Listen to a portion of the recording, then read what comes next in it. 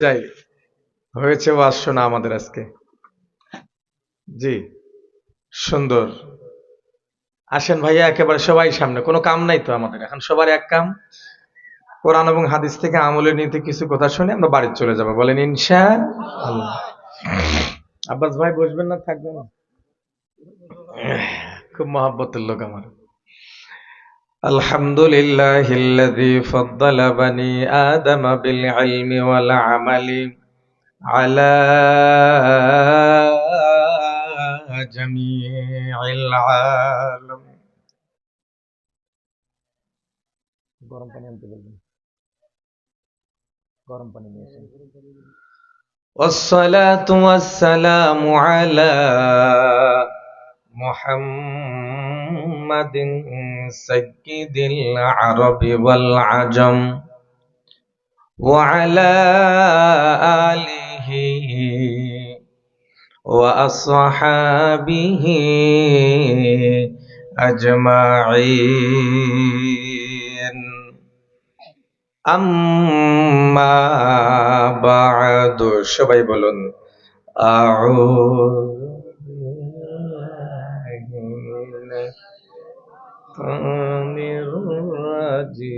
হবে না, এইভাবে হবে না। আপনারা কি ধান্দায় আছেন যে একলাই বক্তা ওয়াজ করবেন আমরা বসে থাকবো? জি না, এই কাম হবে না। বক্তা যতটুকু ওয়াজ করবে আপনাদেরকে ততটুকু করতে হবে। কখনো আমি আওয়াজ দেব, কখনো আপনারা আওয়াজ দেবেন, ইনশাআল্লাহ। বলেন না কেন? নবীজি বলেন, কোন মানুষ যদি বুক ভরা ভালোবাসা নিয়ে আবেগ ভরা কণ্ঠে আউযু বিল্লাহ বিসমিল্লাহ তেলাওয়াত করে, আল্লাহ তার পিছনের সগীরা গুনাহগুলো মাফ করে দেয়। সুবহানাল্লাহ বলেন। বলুন আউযু বিল্লাহি মিনাশ শাইতানির রাজিম।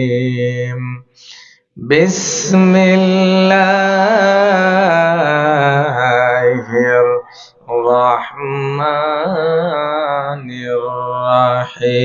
রহিম।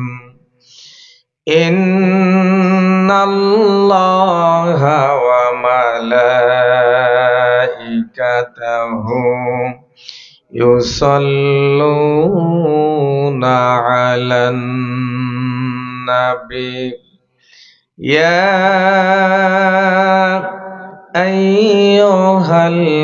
আইয়ুহাল্লাযীনা আমানু সাল্লু আলাইহি ওয়া সাল্লিমু তাসলিমা।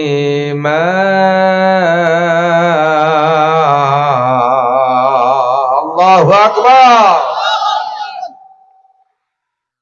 وقال رسول الله صلى الله عليه وسلم, খেয়াল করুন, ইন্নাল জান্নাতা তাশতাকু ইলা খামসাতি নাফারিন তালিল কুরআন ওয়া হাফিযিল লিসান ওয়া মুতঈমিল জিয়ান ওয়া মুকসিল উরিয়ান ওয়া মান সাল্লা আলা হাবিবির রহমান।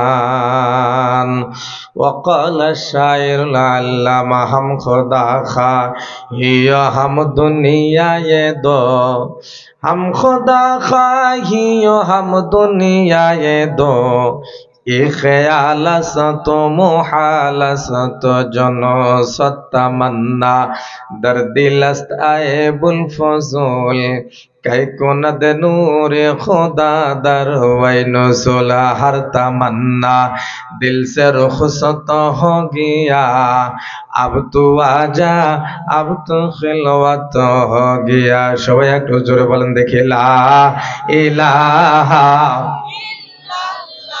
সবাই পড়েন লা ইলাহা। ভাইয়া এই ছেলেটা জবান খোলা না রে। লা ইলাহা। শয়তান বলছে জিকির করিস না, আল্লাহ বলে জিকির কর। শয়তান বলে জিকির করিস না, আমি খুশি হব। আল্লাহ বলে জিকির কর, আমি খুশি হব। আওয়াজ দিয়ে বলেন খুশি করবো শয়তানকে না আল্লাহকে। বলেন লা ইলাহা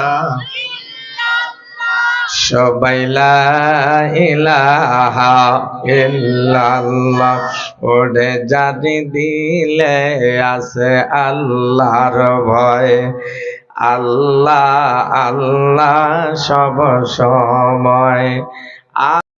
আপনি একটু আমার কাছে আগে আসেন, আপনি চেয়ারে বসুন তো, ফাঁকা লাগতেছে এটা, আপনি বসেন, আর তো আসার কেউ নেই, আমরা আমরা সুন্দর করে নিয়ে আসবো। আলহামদুলিল্লাহ, আরেকজন এসে বসেন, জায়গা আছে, 3 জন বসা যাবে। আসেন, আরে আসেন, ভয়ের তো কোনো কারণ নেই, আমরা আছি তো। হ্যাঁ, আপনারা ভয় করেন কেন? বাস আলহামদুলিল্লাহ। তাহলে উনি আসেননি, আল্লাহ যেন সভাপতি সাহেবকে সুস্থতার সাথে হায়াতে তৈয়বা দান করেন। আমিন বললেন না কেন? কি বলছি, ও আজকে আমি একলাই করব? আপনাদেরকে করতে হবে, বলুন আমিন। আজকের মাহফিলের আমার আগে আলোচনা করলেন হাফেজ মৌলানা মোহাম্মদ হাবিবুল্লাহ, শিক্ষক, হরিপুর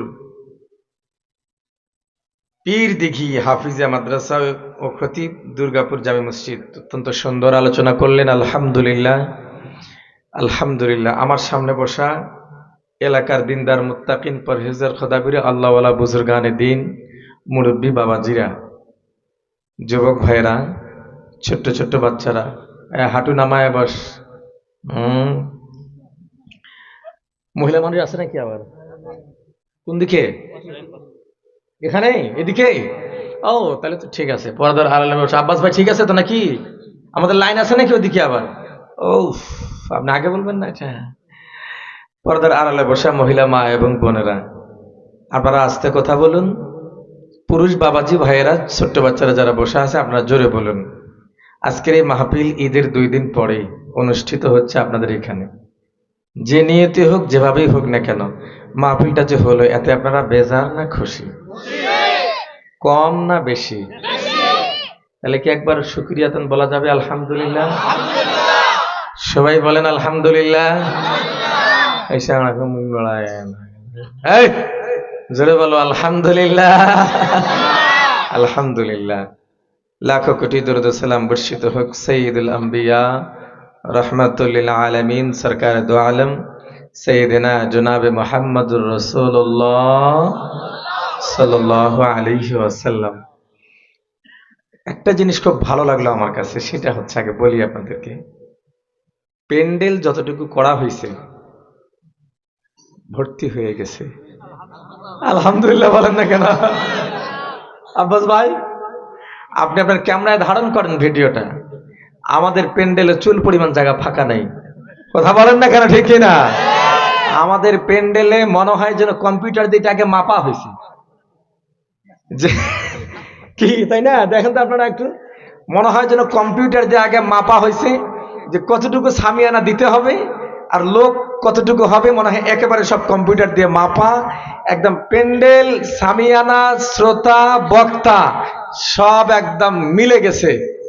আলহামদুলিল্লাহ বলেন, বলেন আর একবার আল্লাহু আকবার। আলহামদুলিল্লাহ। এইটা খুব ভালো লাগলো আমার কাছে। আমি বলি একটু আপনাদেরকে, আমার ড্রাইভার সাহেব কোথায় গেল? উনি আরেকদিকে আছে, মানে উনি তো বেড়ায় আমার সাথে। দিনাজপুর মেডিকেল পার হয়ে একটা মাহফিলে আমি প্রতিবারই যাই, বেশ কয়েকবার লাগাতার যাই। তো ওখানকার সিস্টেমটা এরকম, মনে হয় যেন কম্পিউটার দিয়ে মাপা। যে কয়টা শ্রোতা, ঠিক ওই পরিমাণ প্যান্ডেল, সামিয়ানা, একটা লোক দাঁড়িয়েও নাই, প্যান্ডেলও ফাঁকা নাই। আজকে জীবনে আর একটা রেকর্ড পাইলাম আমি এখানে, একেবারে কম্পিউটার দিয়ে মাপা। আমাদের সামিয়ানা যতটুকু, আমাদের লোকও ততগুলা হয়েছে। এই জন্য আজকের মাহফিল কামিয়াব। আমরা একসাথে মোনাজাত দিয়ে এরপরে বিদায় নেব। জোরে বলেন ইনশাআল্লাহ। যদি কেউ উঠতে চায় উঠতে দিবেন? হ্যাঁ, কেউ উঠার চেষ্টা করিয়েন না, ভালো হবে না। গরম পানি হতো। ঠিক আছে, বসেন আপনি। আলহামদুলিল্লাহ। আসছি যখন আজকে আপনাদের এখানে আসি কিছুক্ষণ, 1-1.5 ঘন্টা যতক্ষণ থাকা যায়, যদি খালি আপনারা আমাকে একটু সাপোর্ট দেন। কি ইনশাআল্লাহ বললেন না কেন সবাই? হ্যাঁ, আপনারা জানেন কিনা আজকের পর থেকে ভাইয়া আগে একটা আলাপ করি, আমরা আমরা নিজে নিজে আলাপ করি আর কি। সেটা হচ্ছে ইরান এবং ইসরায়েল আমেরিকা যে যুদ্ধ চলছে, আজকে বিকাল 5টায় 48 ঘন্টার সময় পার হয়ে গেছে। পাম্পে তেল নাই।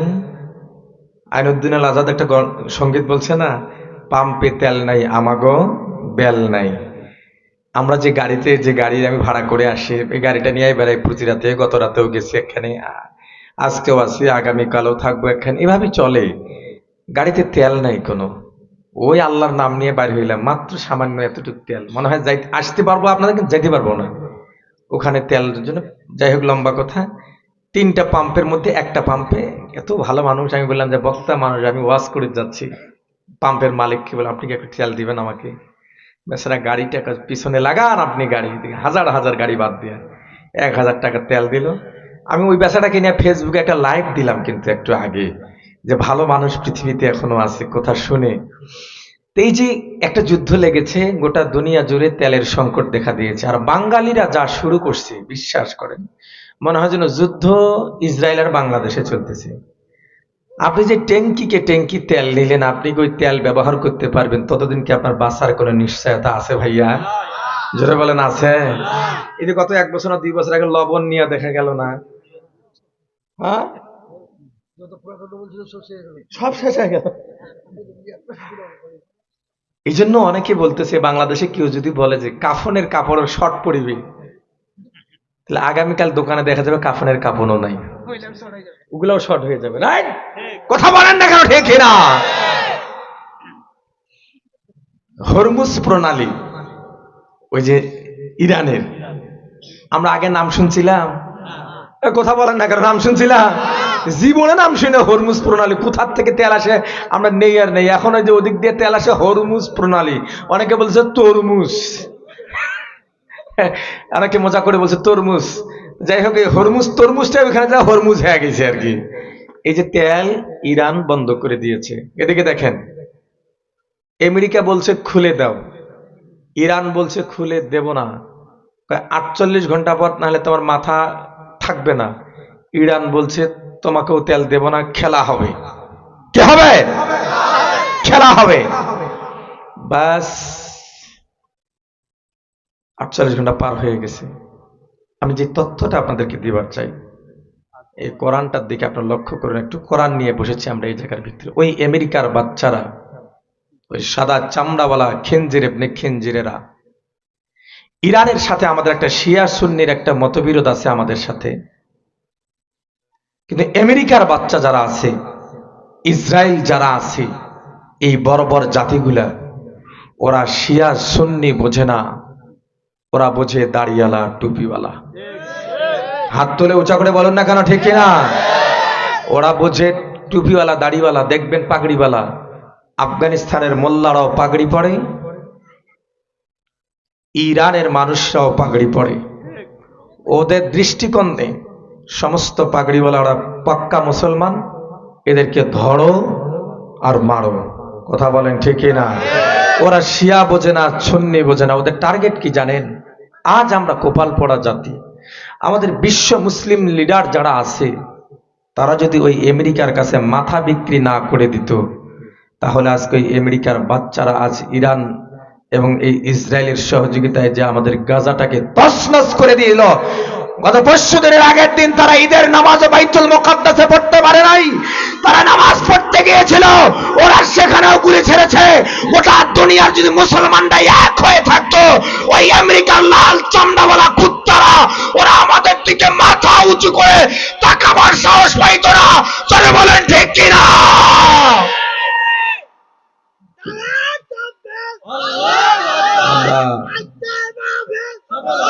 আজকে আমরা বিশ্বাস করেন ভাইয়া, বিশ্বাস করেন আমাদের লিডাররা আজকে এক হতে পারে না, যার কারণে আজ সেদিন ধরল গাজাকে, এরপরে ধরছে ইরানকে, এরপরে ধরবে পাকিস্তানকে, তারপরে ধরবে বাংলাদেশকে। কথা বলেন না কেন ঠিক কিনা? এই বাংলাদেশের মুসলমানের একটা ইমানি জজবা আছে। বিশ্বের যে প্রান্তেই যেখানেই আমাদের মুসলমানরা আক্রান্ত হয়, সেখানেই সবার আগে বাংলাদেশের মুসলমানরাই প্রতিবাদ জানায়। কথা বলেন হাত তুলে, ঠিক কিনা? বাংলাদেশের মুসলমানরাই প্রতিবাদ জানায়, এটা ওদের কাছে, এই ছেলেরা, এই বেটারা, আসে বসে যাও এখানে, সোনার চানেরা, যাবি না, গেলে তোর বিয়ে হবে না আগামী 30 বছর। তুই জানিস না বেটা কোন বক্তার পাল্লায় বসে আসছে তোরা। আয় সামনে আগায় আয়। এই বাংলাদেশে একটু চাপে আসেন, হ্যাঁ একটু চাপে আসলে ওরা জায়গায়। ভাইয়া কি আপনারা বিরক্ত হচ্ছেন নাকি ফিরাবা? এই যুবক ভাইয়া, জার্সি পরা, সামনে আগা, তুই আগা আগা আগা আগা। আমাকে দুইটা কথা বলতে দে আগে। এদের টার্গেট হলো, নেক্সট টার্গেট হলো পাকিস্তান, এরপরে হলো বাংলাদেশ। এই রানী সংকলের লোকেরা, আপনাদেরকে বলি, বাংলাদেশের লোকের একটা জিনিস সবচেয়ে মজবুত, সেটা হলো কি হয় হোক, দেখেন নাই করোনা হামার্থে থেকে বিদায় নিয়ে পালাইছে। করোনা বিদায় নিয়ে পারে না, একটা কোন জাতিতে আইলাম, আমাকে এরা কেয়ারই করে না কোনো। করোনাকে আমরা কোনো ভয় করেছিলাম? কিসের করোনা টরোনা, কিচ্ছু নাই, করোনা বিদায় নিয়ে চলে গেছে। তো বাঙালিদের একটা ইমানি শক্তি আছে, আল্লাহ কি হবে হবে, আল্লাহ যা করে করে, এটা হলো বাঙালির ইমানি শক্তি। কথা বলেন ঠিক কিনা? আমরা এখানে ক্ষুদ্র মানুষ হতে পারি, আমরা এই কয়েকজনে যদি ঐক্যবদ্ধ থাকতে পারি, এই ঐক্যবদ্ধতাই একদিন আমাদের বিশাল বিজয় এনে দিবে। কথা বলেন ঠিক কিনা? এই জন্য সর্বাবস্থায় আমাদের ঐক্যবদ্ধ থাকতে হবে, বলেন ইনশাআল্লাহ। সবাই এবার আমার সঙ্গে বজ্রকণ্ঠে আওয়াজ দিয়া বলেন, আমাদের রব কে? হাত তুলে বলেন রব কে? এবার হাত নামান, এক আঙ্গুলে তুলে বলেন, আমাদের আল্লাহ কয়জন? সবাই বলেন না কেন কয়জন? যারা বলবে না বুঝবো আপনি আল্লাহকে ভালোবাসেন, আঙ্গুল তুলবেন, আমাদের রব কয়জন? আমরা 5 ওয়াক্ত নামাজে সূরা ফাতিহা পড়ি, নফল নামাজে সূরা ফাতিহা পড়ি, তাহাজ্জুদের নামাজে সূরা ফাতিহা পড়ি। কথা বলেন ঠিক কিনা? সব জায়গায়, সব নামাজে আমরা সবার আগে যে সূরাটা শুরু করি, আমার সাথে একটু বলুন না দেখি, সবাই বলেন আলহামদুলিল্লাহি রাব্বিল আলামিন।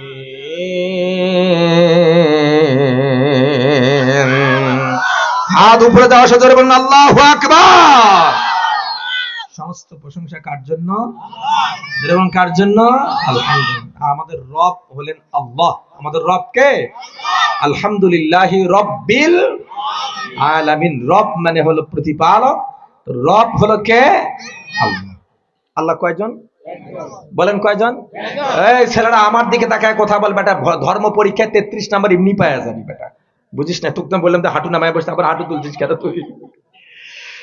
আমার সাথে বলেন এবার আল্লাহ পাক বলেন, এই যে কোরআনে কারীম, এই কোরআনে মাজিদের মধ্যে আল্লাহ বলেন কুল হুয়াল্লাহু আহাদ আল্লাহুস সামাদ। বলেন লাম ইয়ালিদ ওয়া লাম ইউলাদ ওয়া লাম ইয়াকুল লাহু কুফুয়ান আহাদ। আল্লাহু আকবার। ভাই আল্লাহ পাক ডাক দিয়া বলেন, আমার গোলামেরা শোনো, আমি আল্লাহ তোমাদেরকে বলি, আমি আল্লাহ হলাম কুল হুয়াল্লাহু আহাদ। ভাইয়া রমজানের কয়েকদিন আগে বাংলাদেশে ভোট হলো, নতুন প্রধানমন্ত্রীও হলো। আঙ্গুল দেখার সাথে জোরে ঠিক বলে আওয়াজ দেন না কেন?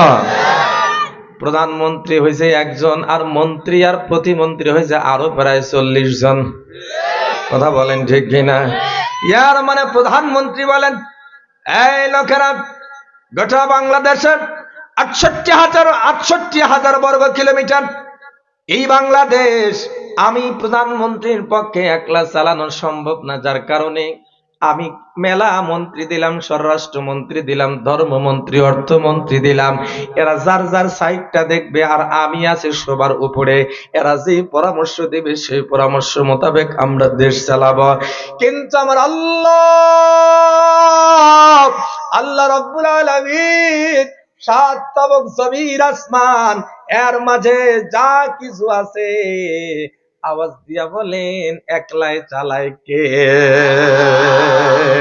কোন মন্ত্রী আছে নাকি? ধর্মমন্ত্রী আছে নাকি? অর্থমন্ত্রী আছে নাকি? না না। আল্লাহ বলে তোমাদের প্রধানমন্ত্রীর মেলা মন্ত্রী লাগে, কিন্তু আমি মহারাজার কোনো মন্ত্রী লাগে না। আমি খালি বলবো কুন আর ফায়াকুন, হয়ে যাও, বলার সাথে সাথে হয়ে যাবে। জোরে বলেন আল্লাহু আকবার। ভাই আল্লাহ পাক দেখে জন্য বলেন قل هو الله أحد الله الصمد لم يلد ولم يولد ولم يكن له কুফুয়ান আহাদ। বলেন আল্লাহু আকবার। আল্লাহ বলেন হাবিব আমার, আপনি একটু বলে দেন আমি আল্লাহ হলাম এক, আমার কারো দরকার নাই, আমি কারো থেকে জন্ম নেই নাই, কাউকে জন্ম দেই না, আমার সমকক্ষ কেউ নাই, আমি হলাম একলা। তাহলে আওয়াজ দিয়া বলেন তো আমাদের মালিক আর আল্লাহ হলো কয়জন? ভাই আল্লাহ পাকের নবী, আমাদের দয়ার নবী, মায়ার নবী, রহমতের নবী, উম্মতের কান্ডারি নবী ডেকে ডেকে বলেন শোনো, এই কোরআনে কারীমের এই ছোট্ট সূরাখানা আল্লাহ তোমাদেরকে দান করেছে। আমার কোন উম্মত, আল্লাহর কোন বান্দা যদি 3 বার এই ছোট্ট সূরাখানা তেলাওয়াত করে, আল্লাহ রব্বুল আলামিন ওর আমলনামার ভিতরে 1 খতম তেলাওয়াতে কোরআনের সওয়াব দান করে দিয়ে দিবে। জোরে বলেন কয়বার পড়লে? 3 বার। সবাই বলেন কয়বার? 3 বার। আল্লাহর নবী বলেন 3 বার যদি তুমি তোমার বাবার কবরের পাশে গিয়া, ইমামের দরকার নাই, মুহাদ্দিস মুয়াজ্জিনের দরকার নাই, খতিবের দরকার নাই, তুমি একলা যায় যদি 3 বার এই সূরাটা তেলাওয়াত করতে পারো, আল্লাহ পাক তোমার মা বাবার কবরে 1 খতম তেলাওয়াতে কোরআনের সওয়াব দিয়ে দিবে। মহিলা প্যান্ডেল কোন দিকে? তাড়াতাড়ি বলেন। ভাইয়া আম্মা জানেরা ফির রাগ হইয়েন না, আমারে ফির আবার গালি দিয়েন না, কারণ আমারও মা আছে, আমিও মায়ের দ্বারা দুনিয়াতে আসছে। কথা বলেন ঠিক কিনা? তারও আগে ছিল। এদিকে দেখেন, এদিকে দেখেন, ঘেরঘেরিয়া টেলিফোন, ঘেরঘেরিয়া টেলিফোন। মুরব্বীরা বলেন ঠিক কিনা? টেলিফোন যাওয়ার পরে ছোট্ট মোবাইল আইলো। বাংলাদেশের মানুষ বলে কিরি, কোনো তার নাই, বিনা তারে কথা হয়। মানুষ আশ্চর্য। এরপরে হতে হতে এদিকে দেখেন বড় মোবাইলটা চলে আসলো, টাকা দিয়ে ভিডিও কল। লজ্জা লাগে দেখে দেখে কথা বলতে। কথা বলেন না কেন? ঠিক না? এরপরে চলে আসলে ইন্টারনেট কানেকশন।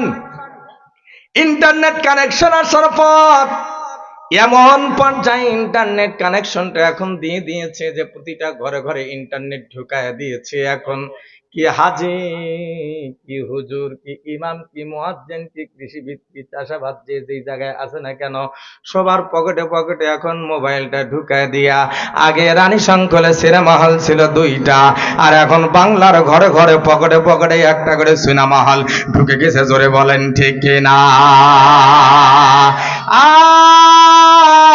3 বাচ্চার মা 17 বছরের যুবকের সাথে পালায় এই মোবাইলটার কারণে। হাত তুলে বলো ঠিক কিনা?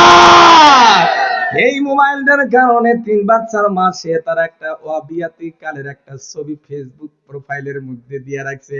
চ্যাংড়াও এদিক দিয়ে টিপা টিপি করে, ওদিক দিয়ে মহিলাও কথা বলে। বলতে বলতে এক পর্যায়ে এমন খাতির হয়ে গেছে, চলো 2 জনে বাংলা বান্দা চলে যায়, লাগবে না, কিচ্ছু লাগবে না, আমি উঠায় নিচ্ছি। ঠিক আছে, আলহামদুলিল্লাহ। কি কারণ আমি কথাটা বলছি একটু খেয়াল করুন আগে। ভাইয়েরা আমার, আজকে আমাদের এই সমাজের মধ্যে নফল নামাজ খাইছে এই মোবাইলটা। আগে মানুষ কোরআনে কারীম তেলাওয়াত করত, কোরআনের তেলাওয়াত খাইছে এই মোবাইলটা। এখন যদি আরেকটু আগে এসে বলি, আমরা আগে তসবিহ পড়তাম, মুরব্বীরাও সুবহানাল্লাহ আলহামদুলিল্লাহ বলতো। এখন মুরব্বীদের পকেটেও বড় মোবাইল ঢুকে গেছে। মুরব্বীকে যখন আপনি বলবেন মোবাইল কোন জায়গায় পাইলাম, কয় আমি কিনি নাই, নাতি কিনে দিয়েছে। জোরে বলেন না কোনো ঠিক কিনা? যে দাদা আগে তসবিহ পড়তো, সুবহানাল্লাহ সুবহানাল্লাহ সুবহানাল্লাহ সুবহানাল্লাহ, ওই দাদা এখন এঙ্কিরিয়া, খালি এঙ্কিরিয়া এঙ্কিরিয়া এঙ্কিরি টান মারিয়া দাদাও এখন ফেসবুক চালায়া অনেক ক্ষেত্রে আধা ন্যাংটা বেটির ছবি দেখে। হাত তুলে বলো ঠিক কিনা? সে যে হোক না কেন, বক্তা শ্রোতা, যার কাছে মোবাইল আছে ওই যে আধা ন্যাংটা বেটির ছবি দেখে না, ওই যদি কোরআন শরীফ নিয়েও বলে অন্তত আমি জাহিদুল ইসলাম দিনাজপুরে বিশ্বাস করি না, কারণ আপনি দেখিবার না চাইলেও স্ক্রিনে অটোমেটিক ভাসি আইছে, কথা কয় না কেন? ঠিক আব্বাস ভাই, ভাবি কি লাইভ দেখতেছে নাকি? খবর আছে আজকে, খবর আছে কবে আপনি ইসলামের কাম করিয়া তাহলে জি জি কোথা চাইরে নাও মিথ্যা বলে নাই, যার কাছে মোবাইল আছে তার কথা কর না কেন? ঠিক না? আমার ভাইয়েরা, আজকে ছেলেরা এদিকে রাখো, ছোট ছোট ছেলেরা মুরব্বীদেরকে সালাম দেয় না, কথা বলেন ঠিক না? একটা সময় ছিল ছোট ছোট বাচ্চারা রাস্তা দিয়ে যখন মুরব্বীরা যাইতো সালাম দিত, কথা বলেন? মসজিদের ইমাম গেলে সালাম দিত, এখন দেয় না। ওরাও এখন রাস্তার মোড়ে মোড়ে ব্রিজের উপরে বসে বসে ওরাও এখন মোবাইল নিয়ে ব্যস্ত আছে। এদিক দিয়া হুজুর গেল না মুরব্বী গেল, দেখার ওদের টাইম না। জোরে বলেন ঠিক না? এই মোবাইলটা আমাদের সব চরিত্র হরণ করে ফেলেছে, সামাজিকতা খেয়েছে, ভদ্রতা খেয়েছে, সভ্যতা খেয়েছে। আমার দিকে লক্ষ্য করেন, আমি এটা কেন উদাহরণটা দিলে, আমার বেয়াদবি নিয়েন না, ঠ্যাঙ্গের উপর ঠ্যাং দিয়া। আপনি কারো কাছে গেছেন একটু গল্প করার জন্য, জরুরি একটা কথা বলার জন্য, আপনি গেছেন বড় বিপদ নিয়া, ওই জমিদার বেটায় ঠ্যাঙ্গের উপর ঠ্যাং দিয়া, পায়ের উপর পা দিয়া এইভাবে ফেসবুক চালাচ্ছে আর বলতেছে বল তুই কি বলবি বল, ওই ফেসবুকে ব্যস্ত। আপনি বলেন একটা, ওই শোনে আর একটা, এটাও আমাদের ভদ্রতা নষ্ট করে দিয়েছে। জোরে বলো ঠিক কিনা? মারা শোনো, কালুর বাপ, কার বাপ? কালুর বাপ, কালুর মাও কেউ থাকলে আবার মান করিয়েন না যে আমার কালুর নাম নীল কেন, হুজুর মুখে আবার কানুর নাম। আমি প্লিজ কেউ মানতে নিন, আমি তো আমার মতো করে বলছি। কালুর বাপ, এদিকে লক্ষ্য করো, কালুর বাপ বড় মোবাইল চালায়, রাতের বেলা শুতে, আমার দিকে দেখ, রাতের বেলা শুতিয়া কালুর মাও মাঝে মাঝে চোখ খান লাগে, দেখা ভালোই তো লাগে। জোরে খোলান না কেন? ঠিক না? এবার ঈদের আগে দিয়া কালুর মাও ডাকে দেয়া, বলে কালুর বাপ একটু কথা কবার চাইছিলাম। বলো কি বলবে? কালুর বাবু গো, আপনি যে ফেসবুকটা চালাইতেছেন ভালোই তো লাগে, কিন্তু আপনি যখন বাইরে থাকেন, দোকানে থাকেন কিংবা কোনো জায়গায় থাকেন, আমারও তো মন চায় আমিও আপনার সাথে একটা ভিডিও কলে কথা কইতাম, এটা আমারও মন চায়। আসলে কালুর মা ভিডিও কলে কথা কবার চায় না, কালুর মাও এখন ফেসবুক চালাবার চায়। কথা বলে না রে, কথা বলে না, ডেকে না। কালুর মা ফেসবুক চালাবার যায়। মা, আমি তোমাকে ডেকে বলি মা, খবরদার এগুলাতে ঢুকিও না। একটা সময় ছিল মহিলাদেরকে তাদের আব্বারা, এটা বুঝে আপনাদের মুক্তবের ঘর, এটা নামাজ পড়লাম যে মুক্তবের ঘর না? আপনাদের এখানে কি মাদ্রাসা, মাদ্রাসা মুক্তব চলে? এখানে চলে? এখন চলে না, চলে না ঠিক মতন এখন, কথা বলে না কেন? ঠিক না? না চলার কারণ হইলে এই গজবটা, এই গজবটাই ধ্বংস করে দিয়েছে। মক্তবগুলো আমাদের বন্ধ করে দিয়েছে, সবাইকে ব্যস্ত বানায় ফেসে নেই। এখন অনলাইনে কোরআন শিখা যায়, ঘোড়ার ডিম শিখা যায়। মাদেরকে বলি, মারা খবরদার যাইও না। এ মা, তোমার বাবা তোমাকে মুক্তবের মধ্যে পাঠায়া পাঠায়া সকালবেলা কোরআন পড়া শিখাইছিল রে মা, আজকে তোমার বাবা দুনিয়ার জমিনে নাই। তুমিও যদি রান্না বান্না করতে গিয়া যদি ওই সময় গুনগুন করিয়া 3 বার সূরা ইখলাসটা পড়ো, কুল হুয়াল্লাহু আহাদ আল্লাহুস সামাদ লাম ইয়ালিদ ওয়া লাম ইউলাদ ওয়া লাম ইয়াকুল লাহু কুফুয়ান আহাদ। আল্লাহ পাক তোমার মা বাবার কবরে এক কদম তেলাওয়াতে কোরআনের সওয়াব পৌঁছে দিবে। জোরে বলেন সুবহানাল্লাহ। এই বেটা টুপিওয়ালা মাদ্রাসার তালেব ইলম, তুমি উঠে আসো, আসো আসো, জলদি আসো, ভয় করিও না, জলদি আ যাও বেটা মেরে পাস, জলদি আ যাও। এই জায়গার মধ্যে এদিক দিয়ে এসে বসে যা, তুই এখানে, এখান দিয়ে এসে বসে যা, তোরে নিয়ে আমার কাম আছে আজকে, তুই এখানে বস, বস, নিচেই বস, নিচেই বস। মারহাবা বলেন না কেন? মারহাবা।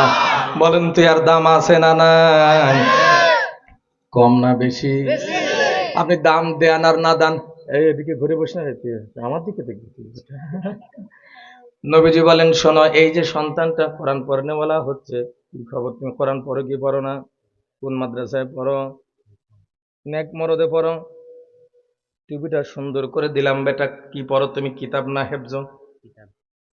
কোরআন শরীফ কি পড়ছো তুমি? কয় খতম দিছ? 2 খতম দিয়ে কিতাব কোন জামাতে পড়ো? মিজানে পড়ে।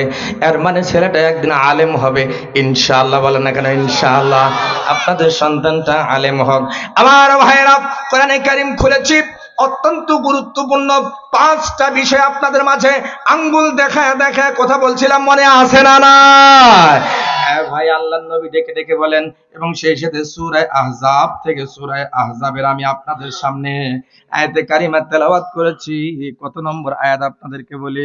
33 নম্বর সূরা, 56 নম্বর আয়াত সূরা আহজাবের আল্লাহ পাক ডেকে বলেন, ইন্নাল্লাহা ওয়া মালাইকাতাহু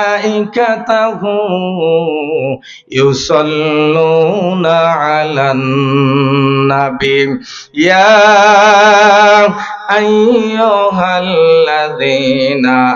আমানু সাল্লু আলাইহি ওয়া সাল্লিমু তাসলিমা।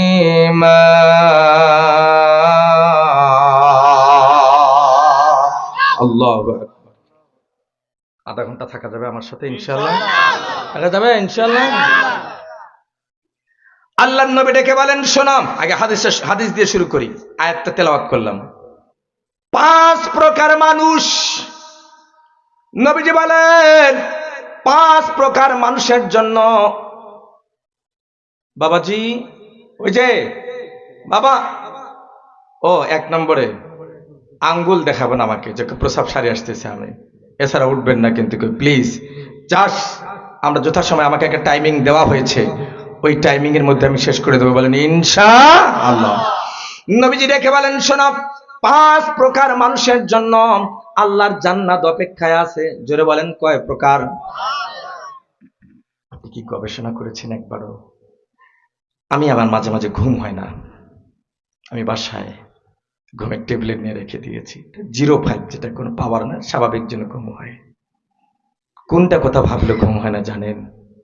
ওই কথাটা, যেদিন ইন্তেকাল হবে আমার এই বউ বাচ্চা, যাদের জন্য রাতে ঘুম মারে, কষ্ট করে বেড়ায়, এরা একটা দিনও আমাকে এই বাড়িতে রাখবে না, মাটির নিচে ঢুকায় দিয়ে চলে আসবে।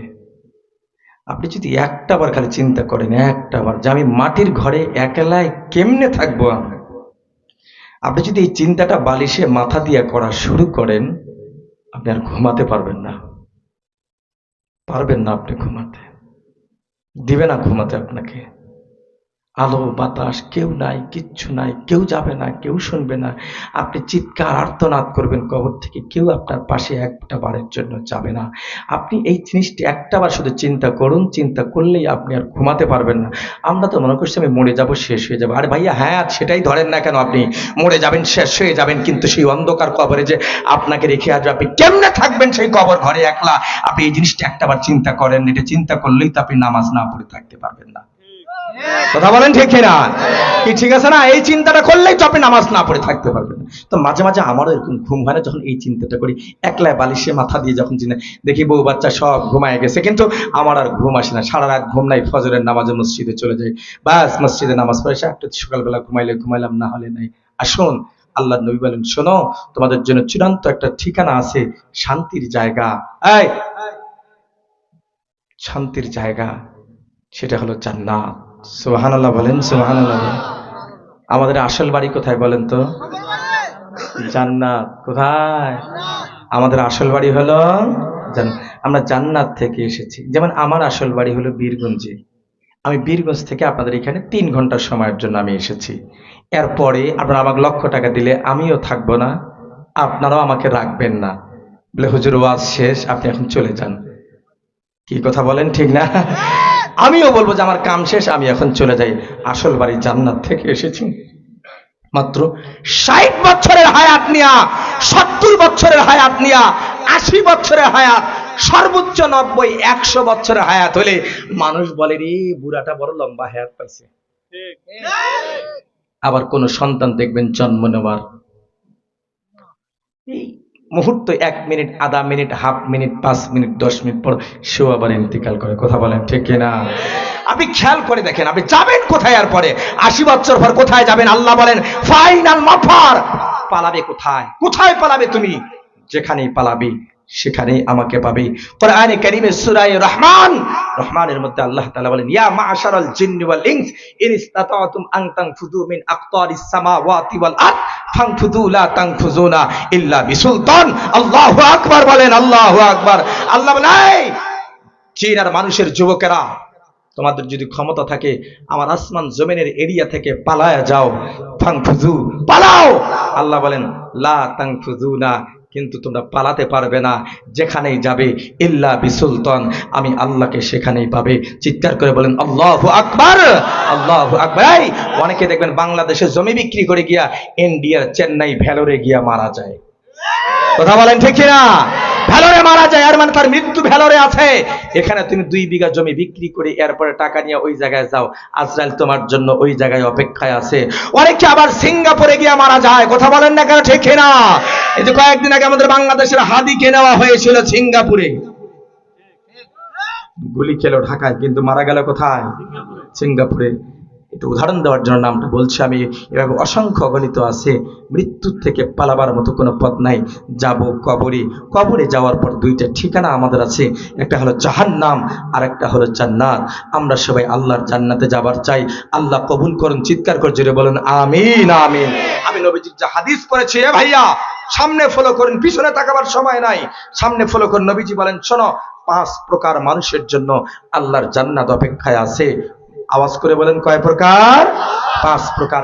সেই 5 প্রকারের উপরে ভিত্তি করে এই আয়াতে কারিমা সূরা আহজাব থেকে আমি তেলাওয়াত করেছি। তার মধ্যে 1 নম্বর হলো তালিল কোরআন।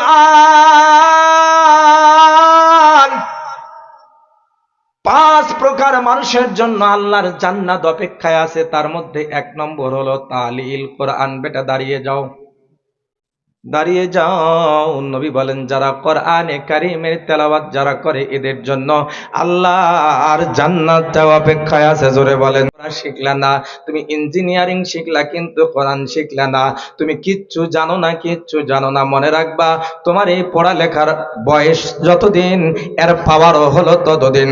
পরকালীন জীবনে গেলে বাংলা, অঙ্ক, ইংরেজি আর যাই শেখো না কেন এর কোনো পাওয়ার চলবে না, কিন্তু কোরআনের পাওয়ার চলতেই থাকবে। জোরে বলেন ঠিক কিনা? আল্লাহর নবী বলেন এবারে তোর নাম কি? জলদি বল। সাব্বিত। আল্লাহর নবী বলেন তালিল কোরআন। যারা কোরআনে কারীম তেলাওয়াত করে 1 নম্বরে এদের জন্য আল্লাহর জান্নাত অপেক্ষায় আছে।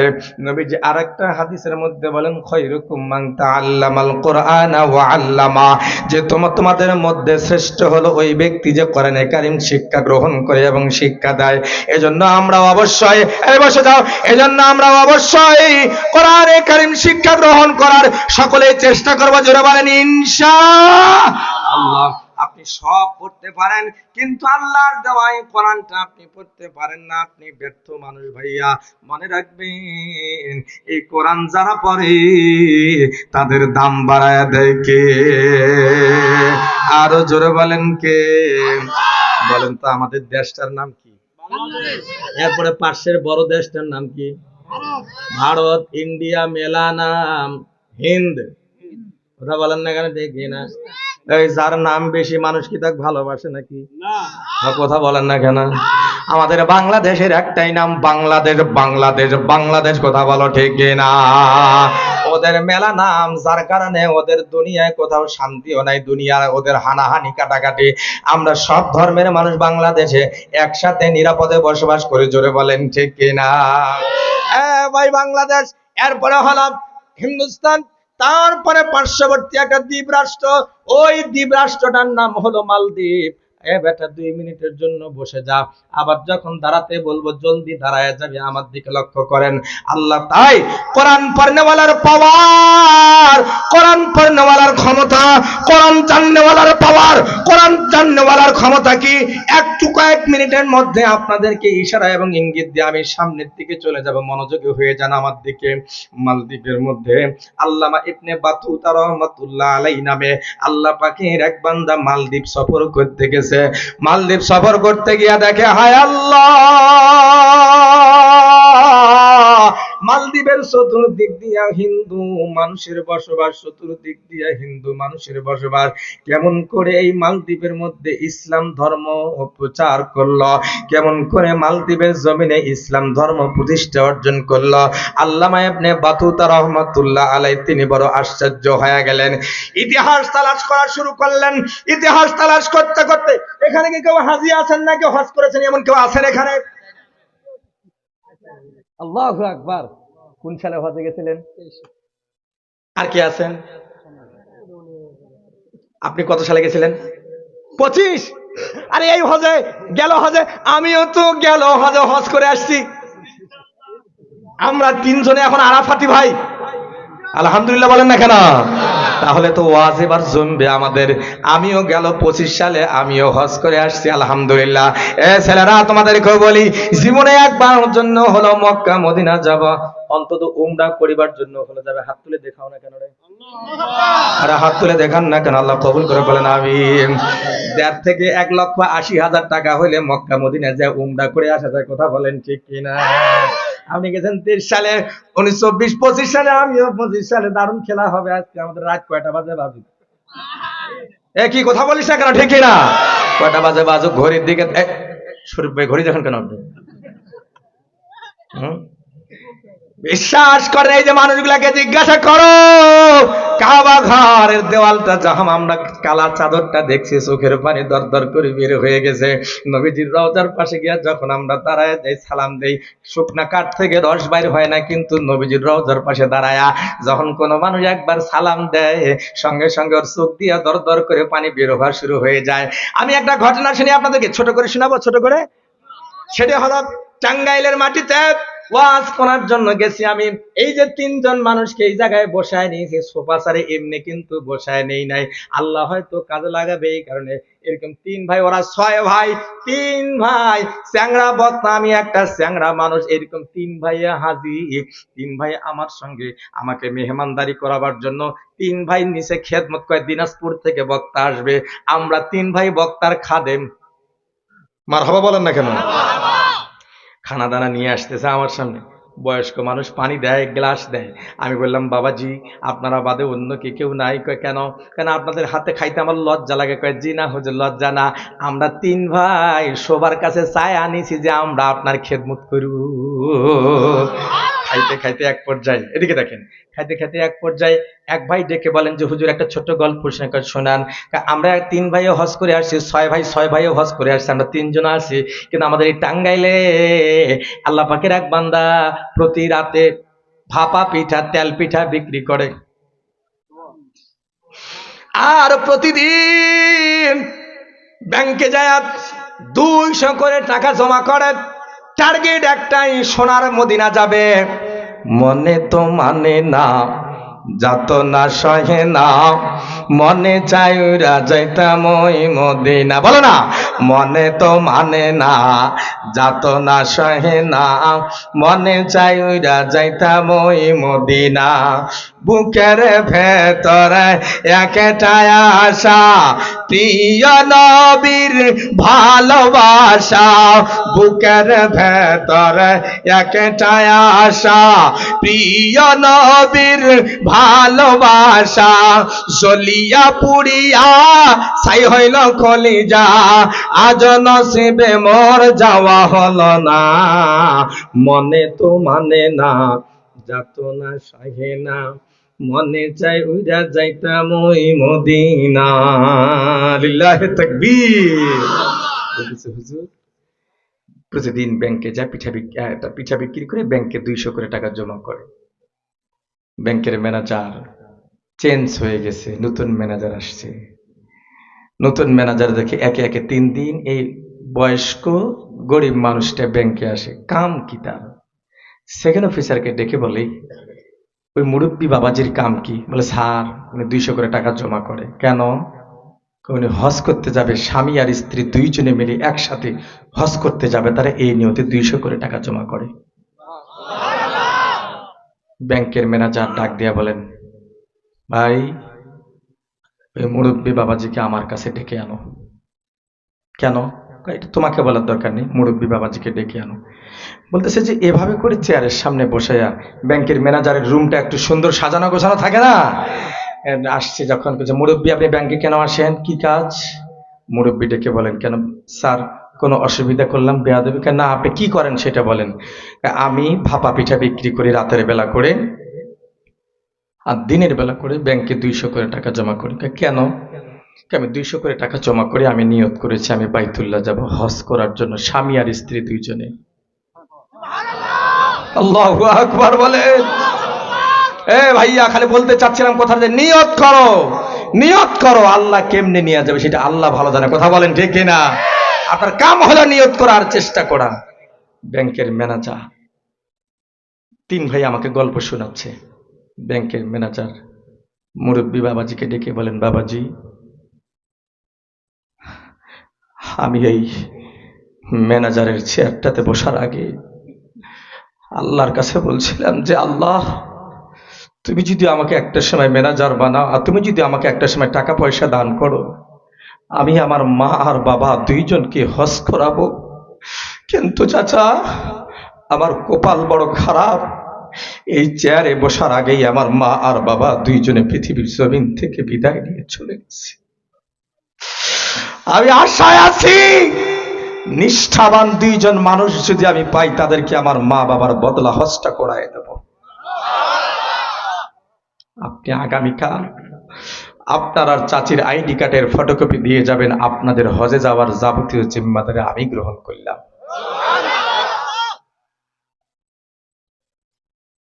মুরব্বী জীবনে ভাবে নাই, বলছে বাবা আমি তো এভাবে চাইনি। না, আপনি না চাইলেও আল্লাহ চাইছে। সুবহানাল্লাহ, জোরে বলেন না কেন? আপনি না চাইলেও আল্লাহ চাইছে। ওই 3 ভাই হাদিস সাহেবের গল্প শুনে বলে, হুজুর এটা বড় রেকর্ড একটা ইতিহাস আমাদের এখানে হয়ে গেছে। আমি বললাম হ্যাঁ অবশ্যই, নিয়ত করো, নিয়ত করলেই আল্লাহ কবুল করবে। আল্লাহ পাকের নবী বলেন, ইন্নামাল আমালু বিন্নিয়াত, প্রতিটা আমল নিয়তের উপর নির্ভরশীল। এজন্য যুবকেরা টার্গেট করো, টার্গেট করো জীবনে উপার্জন করে, বাড়ি না দিয়ে 1.5 লাখ 2 লাখ টাকা খরচ করে আগে উমরাটা হলেও করে আসবে। হাত তুলে একবার আল্লাহকে দেখান না কেন, আল্লাহকে দেখান না কেন? নারায়ে তাকবীর। আল্লাহ কবুল করুক, বলেন আমিন। আরো জোরে বলেন আমিন। ভাই আমি যে কথা বলতে চাই, 5 প্রকার মানুষের জন্য আল্লাহর জান্নাত অপেক্ষা। 1 নম্বরে হলো তালিল কোরআন, যারা কোরআনে কারীম তেলাওয়াত করে। মক্কা মদিনার কথা বলতে গিয়া 2জন হাজী খুঁজে বের করে নিলাম আমি। এই 2জন হাজীর কথা বলতে গিয়া আপনাদেরকে এই কথাটুকু একটু বলে দে, আমি এবার সামনে চলে যাই। আল্লামা ইবনে বাতুতা রাহমাতুল্লাহ আলাইহি দেখলেন, ইতিহাস তালাশ করতে পাইলেন, এ বেটা দাঁড়িয়ে যা, দাঁড়িয়ে যা, দাঁড়িয়ে যা। এর মতো একটা সন্তান, এর নাম হলো সাব্বির রহমান। তিনি ইতিহাস তালাশ করে পাইলেন কোরআন পড়নেওয়ালার পাওয়ার। একজন হাফেজ কোরআন, একজন হাফেজ কোরআনের অবদানের কারণে গোটা মালদ্বীপের প্রতিটা মানুষ মুসলমান হয়ে গেছে। সব সৌদি আরব থেকে, আরাবিয়ান কান্ট্রি সৌদি আরব। এদিকে দেখেন আমার এই টিস্যু বক্সের দিকে দেখেন, লক্ষ্য করেন। সৌদি আরব থেকে ব্যবসায়িক একটা জাহাজ রওনা করেছেন। ঠিক এই ব্যবসায়িক জাহাজটা মালদ্বীপ দিয়া পূর্ব অঞ্চলের দিকে যাবে, কিন্তু মাত্র জাহাজটা মালদ্বীপের মধ্যে 1200-র উপর দ্বীপ আছে মালদ্বীপে। ওই মালদ্বীপে এসে জাহাজটা মাত্র মালদ্বীপের সেই সমুদ্রের মধ্যে আছে। চতুর্দিক থেকে দমকা হাওয়া, দমকা বাতাস শুরু হয়ে গেছে। এই দমকা বাতাসে পুরা জাহাজটা ভেঙে চুরে চুরমাচার হয়ে গেছে। নাই কেউ নাই। এর বয়স হবে কয় বছর? 14 বছর, 15 বছর, না হয় 16 বছর হবে। কত বয়স বেটা বল না রে তোর? 14 বছর। আল্লাহু আকবার বল। এর মতো বয়সের একটা সন্তান এরকম ভাঙ্গা একখান তক্তার উপরে ভাসমান, ভাসতে ভাসতে সন্তানটা চলে আসছে একটা কিনারায়, চলে আসছে স্থলভাগের কিনারায়। এসে কোনো ভাষা বুঝে না, সৌদি আরবে কি ভাবে, আমরা তো সৌদি আরবের লোকের ভাষা ঠিক মতো বুঝি না, ওরা কি যে বলে আমরা তো কিছু বুঝি না। তবে বাঙালিও, হ্যাঁ ও দেশে বাঙালিও কিছু আছে বিদায় একটু আমাদের জন্য সহজ হয়েছে। হাজী সাহেব কথা বলেন ঠিক কিনা? সৌদি আরবের ছেলে মালদ্বীপের কোন দিকে কোনো বাড়ি নাই, ঘর নাই, দূরে তাকায় দেখে ওই যে একটা বাড়ি দেখা যায়, ওই বাড়ির কাছে গিয়ে, দিকে দেখেন আমার দিকে, বাড়ির কাছে গিয়া দরওয়াজায় গিয়া সালাম দিয়েছেন, আসসালামু আলাইকুম ইয়া আহলাল বাইত, ওগো বাড়িওয়ালা আপনাদেরকে সালাম, বাড়িওয়ালা আপনাদেরকে সালাম। বাড়িওয়ালাকে সালাম দিয়ে দিল। বাড়ির ভিতর থেকে কেউ বাইর হয় না। অনেকক্ষণ পর একজন বৃদ্ধা মহিলা মানুষ বের হয়ে চলে এসেছে। অনেকক্ষণ পর একজন বৃদ্ধা মহিলা মানুষ বের হয়ে এসেছে। ভাইয়া তুমি দৌড় দিয়া যাও, ভটভটিটা বন্ধ করো। চাদরওয়ালা ভাই যাও না, কে ভটভটির মেশিন স্টার্ট দিয়েছে, ওকে বন্ধ করতে বল। তোমাকে বল, বন্ধ করে দিচ্ছে, ডিস্টার্ব দিচ্ছে আমাদেরকে। কথা বলেন ঠিক কিনা? কোন মেশিন, মোটরসাইকেল কিছু স্টার্ট হবে না। এখন কোরআনের কথা হচ্ছে, কথা বলেন ঠিক কিনা? সব নিচুপ হয়ে আমরা শুনবো, কোনো দিক নজর দিবেন, আমার দিক লক্ষ্য করেন। 14 বছরের সন্তান বাড়ির গেটে গিয়ে সালাম দেয়, আসসালামু আলাইকুম ইয়া আহলাল বাইত, ওগো বাড়িওয়ালা আপনাকে সালাম। এখান থেকে আপনাদেরকে একটা সবক দেয়া যায়, যখন কারো বাড়িতে প্রবেশ করবেন সবার আগে বাড়ির গেটে গিয়া সালাম দিবেন, সালাম দিবেন, সালাম দিবেন। গ্রামগঞ্জের মানুষ যারা আমরা আছি, গোটা পাড়ার সমস্ত বাড়িকে আমরা নিজের বাড়ি মনে করি। কথা বলেন না কেন ঠিক না? কে কার বাড়িতে কোন দিক দিয়া যায় কোনো খবর নাই। মা বোনরা বাড়িতে কি অবস্থায় থাকে আমরা এটা তো জানি না। এজন্য ঢোকার আগে সালাম দেবেন। আজকের ওয়াজের এই আমলটা করা যাবে কি ইনশাআল্লাহ? আল্লাহ কবুল করুক, সকলে বলেন আমিন। অনেকক্ষণ পর একজন বৃদ্ধা মহিলা ঘরের ভিতর থেকে বের হয়ে এসে দরজায় দাঁড়িয়ে গেছে। ভাষা বোঝে না, কে গো তুমি, কোথায় যাবে, কি পরিচয়, কোন জায়গায় যাবে তুমি? অনেকক্ষণ পরে আর মতো বয়সের ছেলেটা ও ডাক দেয়া বলে, মা গো, ভাষা বোঝে না, বুঝাইতে আছে আমি একটা ব্যবসায়িক কাফেলায় ছিলাম, সাগরের মাঝখানে পুরা জাহাজটা ভেঙে চুরে চুরমাচার হয়ে গেছে, আমি আপনার বাড়িতে আসছি, আমাকে মেহমান হিসাবে রেখে দিয়ে দেন। বৃদ্ধা মহিলাও ইশারা ইঙ্গিতে বুঝাইলো, আমার বাড়িতে কোনো পুরুষ মানুষ নাই, তোমারে আমি খাওয়াবো কোন জায়গা থেকে, এই ব্যবস্থাও তো আমার কাছে নাই।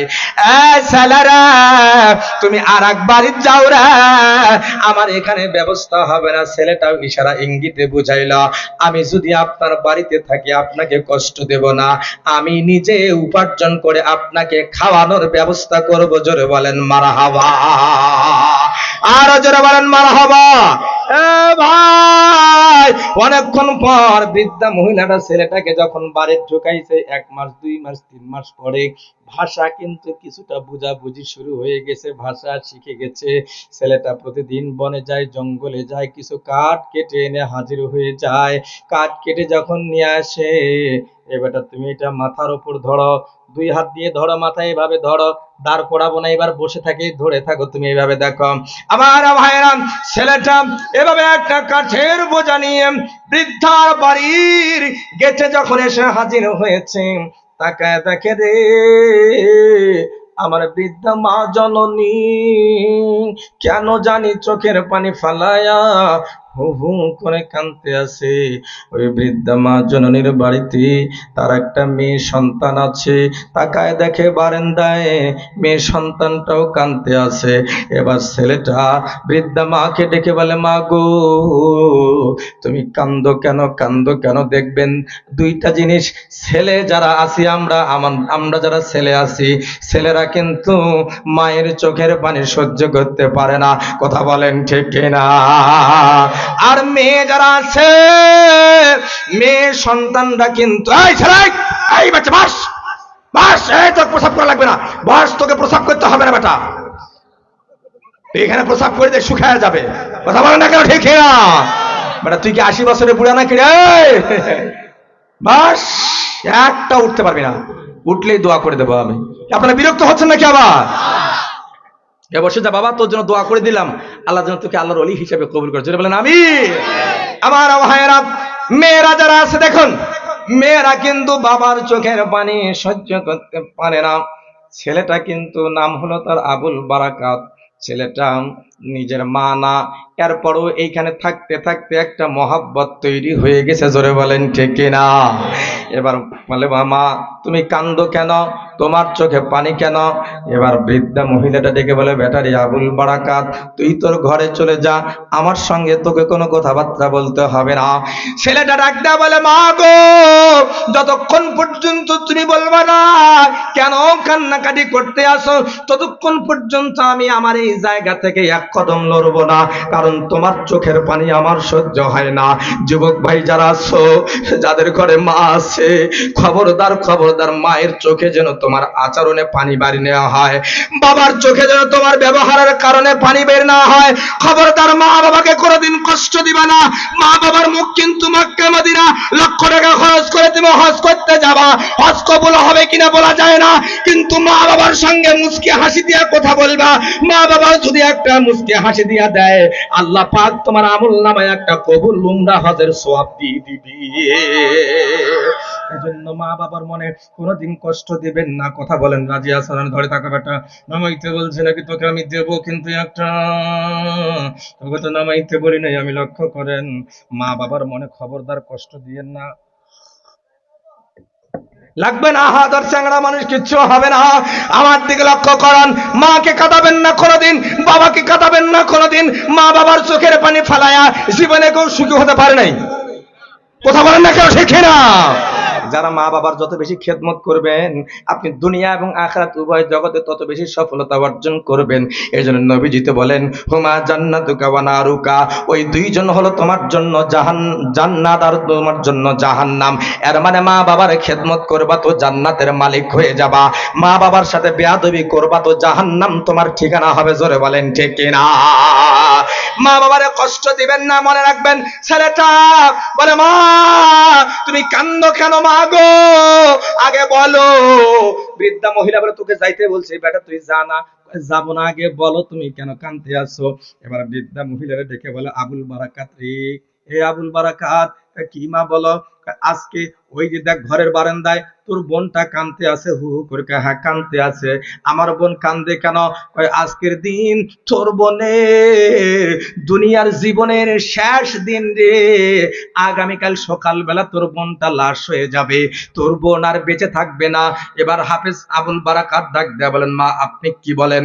কয় বেটা হ্যাঁ রে, কয় বেটা রে, আমরা এই মালদ্বীপের মধ্যে থাকি, আমাদের এই মালদ্বীপের একটা নিয়ম আছে রে, যতগুলা কুমারী কন্যা সন্তান আছে, মেয়ে আছে যাদের বিয়ে শাদী হয় নাই, কুমারিত্ব নষ্ট হয় নাই, বছরে একদিন বোনা মাসের 12 তারিখ ওই মালদ্বীপের দ্বীপের মধ্যে, দ্বীপের এক সমুদ্রের পাড়ে একটা মন্দির আছে, ওই মন্দিরে একটা কন্যা সন্তান বছরে একবার দিয়ে আসা লাগে। আর সমুদ্র থেকে একটা দানব এসে ওই মেয়েটার ইজ্জত লুণ্ঠন করে তাকে মেরে ফেলে চলে যায়। আর পরের দিন সকালবেলা মালদ্বীপের রাজা রাজা সানুরাজের সেনাবাহিনী রাজা ওই লাশটাকে নিয়ে আসে, সৎকার করে, আর মানে তাকে তারা ধর্মীয় রীতিনীতি অনুযায়ী মাটির নিচে দাফন করে ফেলে। আজকে তোর এই বোনটার জীবনের শেষ দিন। হাফেজ আবুল বারাকাত, বেটা তোর কাছে 3টা টিস্যু খালি আমি নেব, ধর। এবার আবুল বারাকাত দেখে বলে মা আমার দিকে লক্ষ্য করুন মায়েরা। আবুল বারাকাত বলে মা বুঝলাম, কিন্তু আমার বোনটা কেন কান্দে? আবুল বারাকাতকে লক্ষ্য করে বৃদ্ধা মহিলাটা বলে এই যে কাগজের দিকে লক্ষ্য করেন। বেটারে লটারি করা হয়, যতগুলা কুমারী কন্যা আছে সবগুলার মাঝে লটারি করা হয়, যার নাম উঠে তাকেই সমুদ্রের পারে মন্দিরে রেখে আসতে হয়। এবার ভাগ্যক্রমে তোর এই বোনের নাম উঠেছে। আবুল বারাকাতে বলতে লাকড়ি ফেলা। আবুল বারাকাত বলে আমার বোনের নাম উঠেছে তো কি হয়েছে? কয় আজকে তোর বোনকে দিতে হবে, এটা হলো আমার মালদ্বীপের সরকারের রাজা সানুরাজের নিয়ম। আবুল বারাকাত ডাক দেবেন কি দেখেন, বলেন তো হাফেজের একটা পাওয়ার আছে না নাই? আবুল বারাকাত আমার দিকে দেখেন, বুকটা টন টন করে ডাক দেয়া বলে, মা রে, আমি তোমার বাড়িতে আছি কয়েক মাস হয়ে গেল মা গো, এখনো পর্যন্ত আমি তোমাকে দুইটা পরিচয় দেই না। মুষ্টি বাঁধা হাত যখন উপরে নেব, গোলা ফাটাইয়া আল্লাহু আকবার বলবেন, দেখি কার গলায় কতটুকু আছে। বৃদ্ধা মহিলাটা ডাক দেয়া বলেন, আবুল বারাকাত তোর আবার কি পরিচয় আছে? কয়, আজকের দিনে আমার বোন মন্দিরে যাবে না।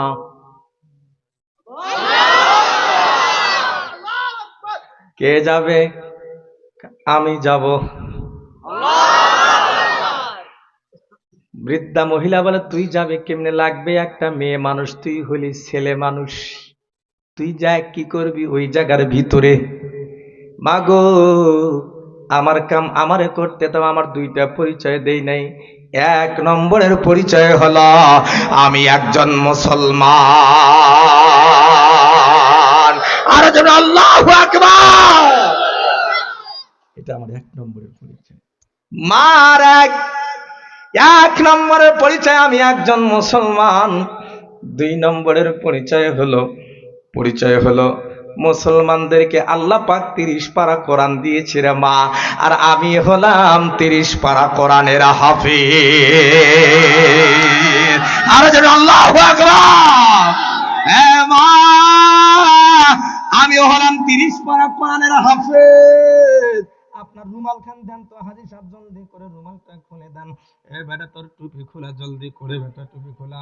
বিশ্বাস করেন, আমার কাছে জলদি আয় না রে, তাড়াতাড়ি কর। এই যে ছেলেটা এদিকে মুখ ঘুরা, এদিকে মুখটা ঘুরায় নে, এর দাড়িও নাই মোছও নাই, সুন্দর করে যদি সাজায় গুজায় দেওয়া যায়, মেয়ে মানুষের পোশাক পরায় দিলে ও আস্ত একটা মেয়ে হয়ে যাবে। কথা বলেন না কেন, ঠিক না?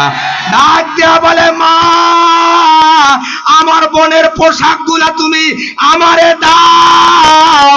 আজ বোনের পোশাক গুলা পরে কন্যা সেজে আমি যাব আজকে মন্দিরের ভিতরে।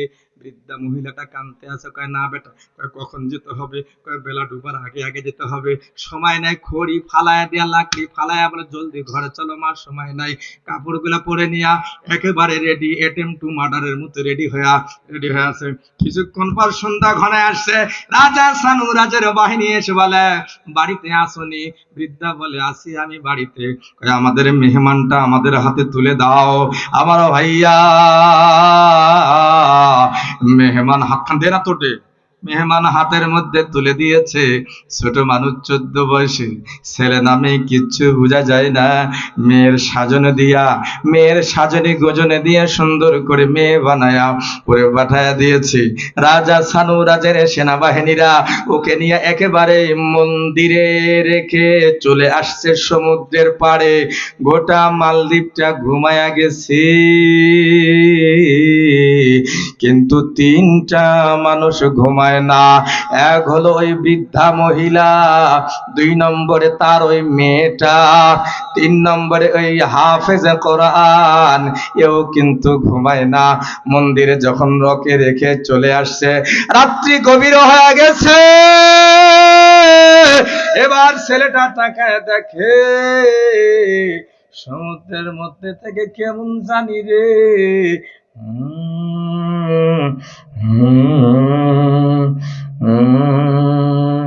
আওয়াজ আসতে আছে। হাফেজ সাহেব বলে, আপনারা আমার সাথে বলেন, আয়। হাফেজ সাহেব বলতেছে, আয়। বলেন, আবার বলেন, খেলা হবে। জোরে বলেন, কি হবে? খেলা হবে। সবাই বলেন, কি হবে? কি দিয়া খেলা হবে? আল্লাহর কোরআন দিয়া খেলা হবে। যে হাফেজ সাহেবের বুকের ভিতরে কোরআন আছে, তার সাইড আনার কোনো ভয় নাই। ওকে রাত্রে গোরস্থানের পাশে দিয়ে নিয়ে যান, তাও ভয় নাই। যেখানে নিয়ে যাবেন কোনো ভয় নাই, কারণ যার বুকে কোরআন আছে তার সাথে কে আছে? আমার বাজানটা লক্ষ্য করুন। এবার হাফেজ আবুল বারাকাত দেখে না, একটু একটু ভয়ও লাগে, আবার হু হু আওয়াজও করে। হাফেজ সাহেব ডাক দিয়ে বলে, মুষ্টি বাঁধা হাত উপরে গেলে চিৎকার করে আল্লাহু আকবার বলবেন। হাফেজ সাহেব ডাক দিয়ে বলে, আরে এই মুহূর্তে তো ভয় করলে আমার চলবে না, ভয়কে জয় করতে হবে। কথা বলো ঠিক কি না? হাফেজ সাহেব তেলাওয়াত করা শুরু করে দিয়েছেন। কোরআন তো সাথে নাই, কিন্তু হাফেজের কোরআন মুখস্থ আছে না? হাফেজ সাহেব এবার তেলাওয়াত করা শুরু করে দিয়েছেন। আলিফ লাম মিম যালিকাল কিতাবু লা রাইবা ফীহি হুদাল লিল মুত্তাকিন।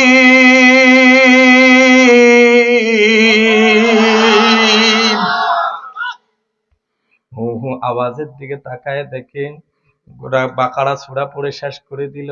একটু পরে দেখে হু হু আওয়াজ বন্ধ হয়ে গেছে। আল্লাহু আকবার। হু হু আওয়াজ বন্ধ হয়ে গেছে। পরের দিন সকালবেলা এদিকে দেখেন ভাইয়া, পরের দিন সকালবেলা রাজা সানুরাজের বাহিনী গেছে লাশ আনার জন্য। সকালবেলা যায় দেখে মন্দিরের ভিতরে যারা মাদ্রাসায় পড়ি এদেরকে জিজ্ঞাসা করবেন, এরা কিন্তু মাথা ঢুলে ঢুলে কোরআন পড়ে। কথা বলেন না কেন? ঠিক না? তাকায় দেখে মন্দিরে কে জানি এরকম এরকম করে পড়তে আছে। খপ করে গিয়ে হাতটা ধরে বলতে, হাত উঁচা কর না রে। হাতটা ধরে ফেলছে। তুই কে রে? কোন জায়গা থেকে আসলি এই জায়গার মধ্যে? হাফেজ সাহেব ডাক দিয়া বলে, গতকাল রাইতে কারে রাইখা গেছিলা? আমরা একটা সুন্দরী জামিলারে রেখে গিয়েছিলাম। জামিলা না, আমি ছিলাম আবুল বারাকাত। আবুল বারাকাত তুই আবার কে? পুরা ঘটনা খুলে বলছে, তোর কথা আমরা শুনবো না, চল না রাজার দরবারে যাই। রাজা সানুরাজের দরবারে চলে গেছে নিয়ে বলে, বাদশাহ নামদার দেখেন তো বেটা মুন্সি বলে কি। কথা বলেন না কেন? ঠিকই না? বেটা খবর কি রে? যা বললো ঘটনা সত্য। রাজা সানুরাজ বলে, আগামী বছর তুই আবার যাইতে পারবি। হাফেজ সাহেব বলে, এটা কোনো ব্যাপার নাকি? হাফেজ সাহেব বলে, এটা কোনো ব্যাপার হইলো নাকি? আগামীবার আবার যাব, কোনো ব্যাপারে না। এবার রাজা সানুরাজ বলে, থাকো কোন বাড়িতে? সকিনা বৃদ্ধার বাড়িতে থাকি। বাচ্চা ডাক দেয়া বলে, যাও বৃদ্ধার বাড়িতে খাবার বাড়ায় দাও, হুজুরের শরীরে কোনো গোস্ত নাই, সুখ না পেলে আর। কথা বলেন না কেন? ঠিক কি না? কোন গোস্ত নাই, যা সরকারি মালামাল বাড়ায় দে, একটু খাক। 1 বছর পর আবার হাফেজ সাহেবকে যেতে হবে। আমার ভাইরা আমার দিকে লক্ষ্য করেন, 1 বছর পর আবার ওই দিন চলে আসছে। আমার দিকে তাকান একটু আপনারা। সুন্দর কন্যার সাজে সাজিয়া 1 বছর পর আবার চলে গেছে হাফেজে কোরআন। মন্দিরের ভিতরে রেখে সবাই চলে আসছে। গত বছর হাফেজ সাহেব শুনছিল একটু জোরে জোরে হু হু, এবার কেন জানি মনে হয় আওয়াজটা না কম কজ হু। হাফেজ সাহেব বলতেছে, বলেন না কেন? আবার বলেন, আবার বলেন, কি হবে? জোরে বলেন, কি হবে? খেলা হবে। হাফেজ সাহেব এদিনও সাহস করে পড়া শুরু করে দিয়েছেন। ইয়াসিন ওয়াল কুরআনিল হাকিম ইন্নাকা লামিনাল মুরসালিন।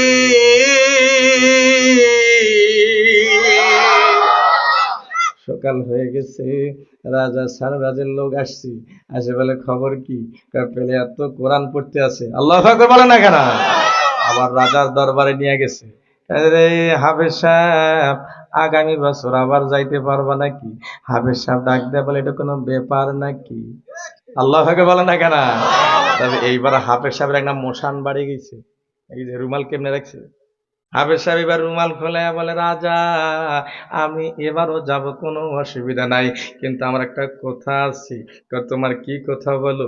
আমি যদি এইবার নিরাপদে ফেরত আসতে পারি, আমি যেই ধর্মের লোক, সবার আগে আপনাকে মুসলমান হইতে হবে। রাজা সানুরাজ বলে, এটা আবার কোন জ্বালা? এ তো আবার জামতালা।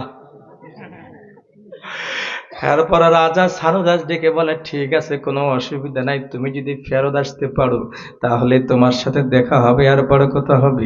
এবার রাজা সানুরাজ ডেকে বলে তার বাহিনীকে বলে, দূর থেকে দূরবীন সেট করো, ও চ্যাংড়া যেন টের না পায়, আমি একটু দূর থেকে দেখব ও কোন কেরামতিতে মন্দির থেকে বেঁচে আসে, এটা দেখা লাগবে, কারণ ও যে শর্ত দিয়েছে আমার বাঁচার কোনো আর পথ নাই, আমাকে মুসলমান হতে হবে। লাগা দূরে মেশিন লাগায়া দিয়েছে, দূরে মেশিন লাগায়া দিয়েছে। দূরে যখন মেশিন লাগাইছে, হাফেজ কোরআন তোমার জানে না যে রাজা সানুরাজ পিছনে আমার দূরবীন লাগায়া আমার পিছনে রাজা সানুরাজ আছে, এটা তো সে আর জানে না। এবার ছেলেটা করছে কি, এবার রাত্রি যখন গভীর হয়ে গেছে, আগের 2 বছর আসতো আওয়াজ না করে, এবার এসেছে হ্যাঁ। হাফেজ সাহেব বলতেছে, জোরে বলেন না কেন, আরো জোরে বলেন, খেলা, বলেন খেলা, আবার বলেন। হাফেজ সাহেব তেলাওয়াত করা শুরু করে দিয়েছে, আর রহমান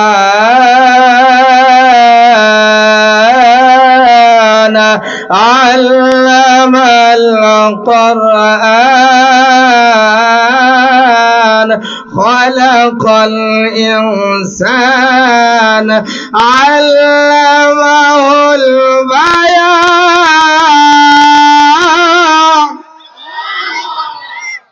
আব্বাস ভাই ঘুমায় গেছেন নাকি?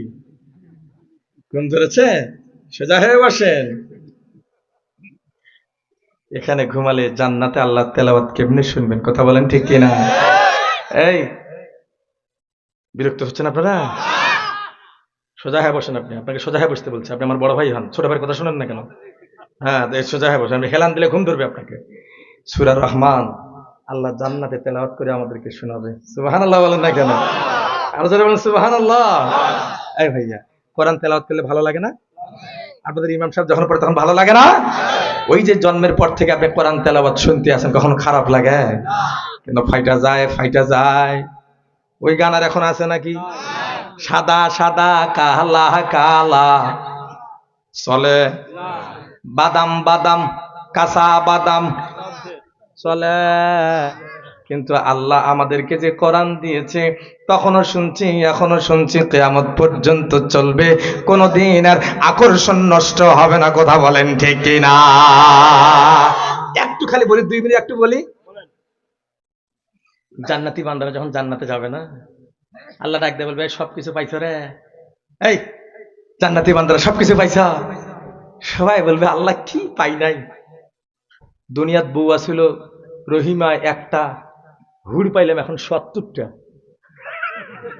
কয়টা? ভাইয়া কাহা? ওই 1 নাম্বার। ঠিক আছে, আপনাকে ছুটি দিলাম। 1 নাম্বার, 2 মিনিটে চলে আসতে হবে আপনাকে। এখন 70টা হুড়ের গল্প চলেছে, আপনি হুড় থেকে কোটে পালাচ্ছেন আপনি ওইদিকে। আম্মা জানেরা বলবে যে হুজুর এতক্ষণ আপনার ওয়াজ ভালো ছিল, আপনি 70টা হুড়ে ঢুকলেন কেন আপনি এখন আবার? আম্মা জানেরা আপনাদেরকে বলি, ওই 70টা হুড়ের নেত্রী হবেন আপনি। আল্লাহু আকবার বলেন না কেন? আপনার হুকুমে ওরা লড়বে চড়বে, কেউ আসিয়া আপনার স্বামীর পাও টিপি দিবে আপনার হুকুম মোতাবেক, আপনার পারমিশন না হলে পাওয়ার পাবে না কিছু। জান্নাতি বান্দারা বলবে যে আল্লাহ সব পাইছি মালিক, সব পাইছি। একজন উঠে বলবে, আল্লাহ সবই তো পাইলাম, কিন্তু তোমাকে তো দেখতে পাইলাম না। ও মালিক, তোমারে না দেখে 60 বছর 70 বছর ইবাদত বন্দেগী করলাম, 2026 সালের 23শে মার্চ সম্পদ বাড়ি না একটা পাগলা হুজুর আসছিল, মনে হয় এরকম, খালি আমাদেরকে উঠবারও দেয় নাই। এই হুজুরের ওয়াজ শুনলাম, তোমাকে না দেখিয়া জান্নাতে তোমাকে দেখবো। আল্লাহ তোমাকেই তুই দেখলাম না এখনো, নামাজ পড়লাম তোমাকে না দেখি, ঈমান আনলাম তোমাকে না দেখি, হজ করলাম তোমাকে না দেখি, রোজা রাখলাম তোমাকে না দেখি, এখনো তো তোমাকেই দেখতে পাইলাম না। আল্লাহু আকবার বলেন না কেন? আল্লাহু আকবার। কবি বলেন, জান্নাত তো দোজখ সে ইয়া রব ক্যা কারো, জান্নাত তো দোজখ সে ইয়া রব ক্যা কারো, আরজু है मैं तुझे देखा करूं। লিল্লাহি তাকবীর। মালিক, জান্নাত জাহান্নাম দিয়ে আমরা কি করব? আমাদের তো আশা হইল তোমাকে একটু নিজ চোখে জান্নাতে দেখবো, আমাদেরও আশা আছে না? না, আল্লাহ দেখে বলবে, ও কথা তো সত্য। সবাই আওয়াজ দিয়ে বলবে, আল্লাহ হ্যাঁ হ্যাঁ হ্যাঁ, আমরা কেউ আপনাকে দেখিনি, আপনি দেখা দেন। আল্লাহ বলবে, দেখা দেব। বলি বলি মাহবুব আর মাহবুবা, আরবিতে কইলাম আর কি, বাংলায় প্রেমিক প্রেমিকা কইলাম না আর কি। যে দেখা হবে কোথায়, রানী সঙ্গল পার্কে দেখা হবে। আসিস ঈদের তৃতীয় দিন বিকাল 3টার সময়। একটা সময় দেয় কি দেয় না? আরে বুঝাবার জন্য বলছি, বলেন না হ্যাঁ না। আল্লাহ বলবে, এই দেখা তো দেবো বন্ধু, জান্নাতি বন্ধুরা, দেখা তো দেবো আমার গোলামেরা। তাহলে একটা কাম করি, একটা মজমা কায়েম করি, ওই আসরে আমি তোমাদেরকে দেখা দেবো। আল্লাহু আকবার বলেন। জান্নাতে এরকম একটা মঞ্চ আল্লাহ কায়েম করবে। ওই মঞ্চে আল্লাহ পাক জান্নাতি বান্দাগুলাকে দেখা দেবে। দেখা দেওয়ার আগে সুন্দর মঞ্চ হবে। এই যে 3জন লোক বসায় নিয়েছে এখানে, আল্লাহ পাক বসায় নিবেন হযরতে ইব্রাহিম খলিলুল্লাহ, মুসা কালিমুল্লাহ, ঈসা রূহুল্লাহ, মুহাম্মাদুর রাসূলুল্লাহ সাল্লাল্লাহু আলাইহি ওয়াসাল্লাম। আর আল্লাহ নিজে বসবে সভাপতির আসনে। প্রধান অতিথি হলো আমাদের সাইয়্যিদুল আম্বিয়া মুহাম্মাদুর রাসূলুল্লাহ সাল্লাল্লাহু আলাইহি ওয়াসাল্লাম, তিনি হবেন প্রধান অতিথি। আল্লাহ সবাইকে ডাক দিবেন, জান্নাতি বান্দারা আসো, আজ আমি দেখা দেবো, আজকের তারিখ তোমাদেরকে দিয়েছিলাম। সব জান্নাতি বান্দারা বসবে। আল্লাহ কুদরতি পর্দাটা টান যাহা মাত্র দেবে। দেখেন না, কোন বিল্ডিং এর উদ্বোধন যখন কোন এমপি আর মন্ত্রী করে, লাল কাপড়টা টান দিলে নামটা ভাসি ওঠে। কথা বলেন না কেন, ঠিক না? আল্লাহ তাআলা কুদরতি পর্দাটা টান দিবে, আল্লাহর কুদরতি চেহারা দেখে জান্নাতি বান্দাগুলো অজ্ঞান হয়ে যাবে, জ্ঞানে ফিরে আসবে।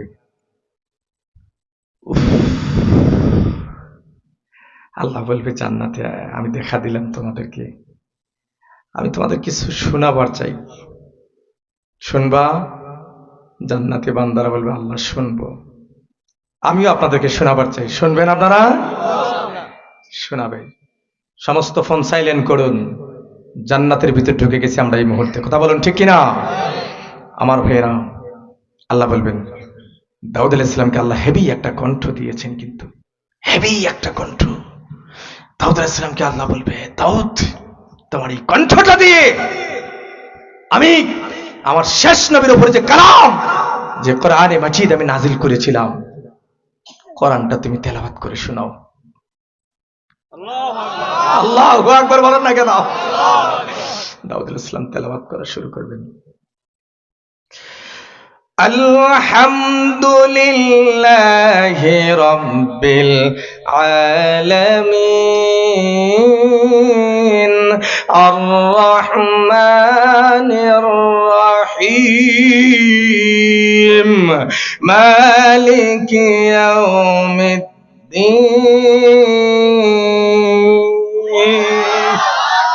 এদিকে দেখেন, এদিকে জান্নাতি বান্দারা হেলতে থাকবে, দুলতে থাকবে। এভাবে করে জান্নাতি বান্দারা খেলাধুলা করতে থাকবে। কি আতর লাগবে? না না, এক না। কি বাড়ি যাবে? বাড়ি যাবে নাকি? 1 নম্বর করি বাড়ি ধরেন, নেন আতর মাখেন আপনি। তাও যাবেন না, এখন জান্নাতি ওয়াজ চলছে আমাদের। কথা বলেন ঠিক না? জান্নাতি বান্দাগুলো হেলতে থাকবে, দুলতে থাকবে। আল্লাহ কিছুক্ষণ পর বলবে, ও দাউদ তুমি বন্ধ করো, এবার একটু আমার নবী, যার উপরে আমি কোরআনটা নাজিল করেছিলাম, আমার নবীর কণ্ঠে আমি একটু জান্নাতি বান্দাগুলারে কোরআন তেলাওয়াত করে শোনাবার চাই। নবী তেলাওয়াত করা শুরু করবেন, ইয়াসিন ওয়াল কুরআনিল হাকীম ইন্নাকা লামিনাল মুরসালিন। আল্লাহ দেখে বলবেন, হাবিব আমার, ও তো এটা না, বলবে হাবিব আমার, আপনি একটা বন্ধ করেন, আমি আল্লাহর কণ্ঠে আমার বান্দাদেরকে একটু কোরআন তেলাওয়াত শোনাতে চাই। আল্লাহ বলবে, রে জান্নাতি বান্দারা, আমি একটু তোদেরকে কোরআন তেলাওয়াত করে শোনাবো, তোমরা একটু আমার কোরআনটা তেলাওয়াত, আমার কোরআন আমার কণ্ঠে একটু তোমরা তেলাওয়াত করে একটু তেলাওয়াতটা একটু শোনো না। আমি আল্লাহ তোমাদেরকে একটু নিজেই তেলাওয়াত করে শোনাই। আল্লাহ পাক যেই সূরাটা তেলাওয়াত করবেন সেটার নাম হলো সূরা রহমান। আমরা তেলাওয়াত করি আর রহমান, আল্লাহ সেদিন তেলাওয়াত করবে আর রহমান তেলাওয়াত করবে না। আল্লাহ বলবে আনার রহমান আল্লামাল কুরআন খলাকানাল ইনসান।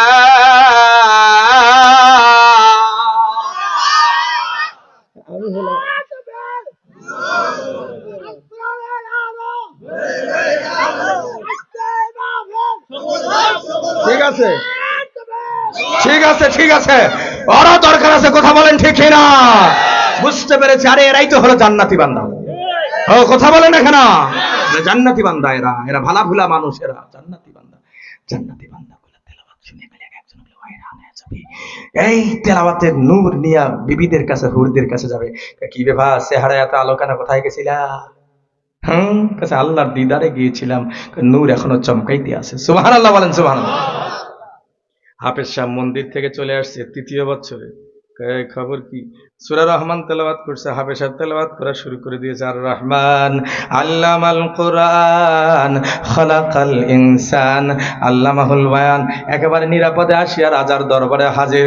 বেটা খবর কি? কয় স্যার, এদিকে দেখেন, স্যার, হাত দে, হাত দে, হাত দে, হাত দে, হাত দে। স্যার, যাবার সময় কথাটা বলছিলাম মনে আছে না নাই? কি কথা বলছিলি? আমি যদি এবার নিরাপদে ফিরে আসতে পারি তাহলে আপনাকে সবার আগে মুসলমান হইতে হবে। আল্লাহু আকবার।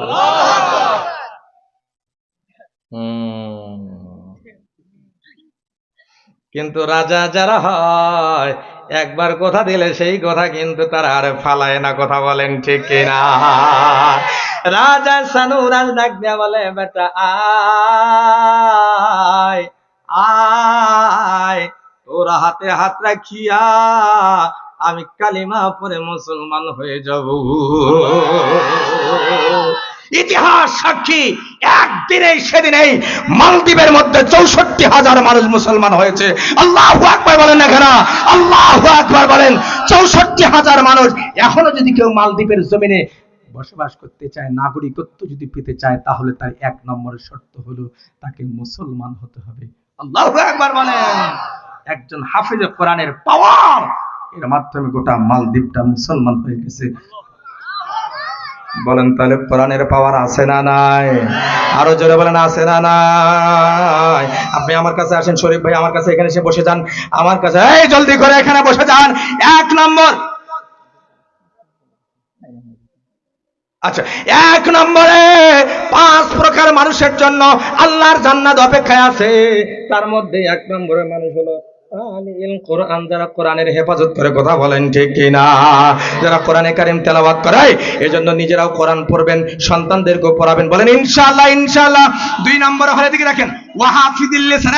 বক বক বক বক বক বক বক বক করে কথা বলে, এই যে জবানটা দিয়া নবীজি বলেন ওয়াহাফিদিল লিসান, যারা জবানের হেফাজত করে, যারা জবানের হেফাজত করে, এদের জন্য আল্লাহর জান্নাত অপেক্ষায় আছে। আমাদের কি গাইলে না? শালার বেটা করে গাইলে না?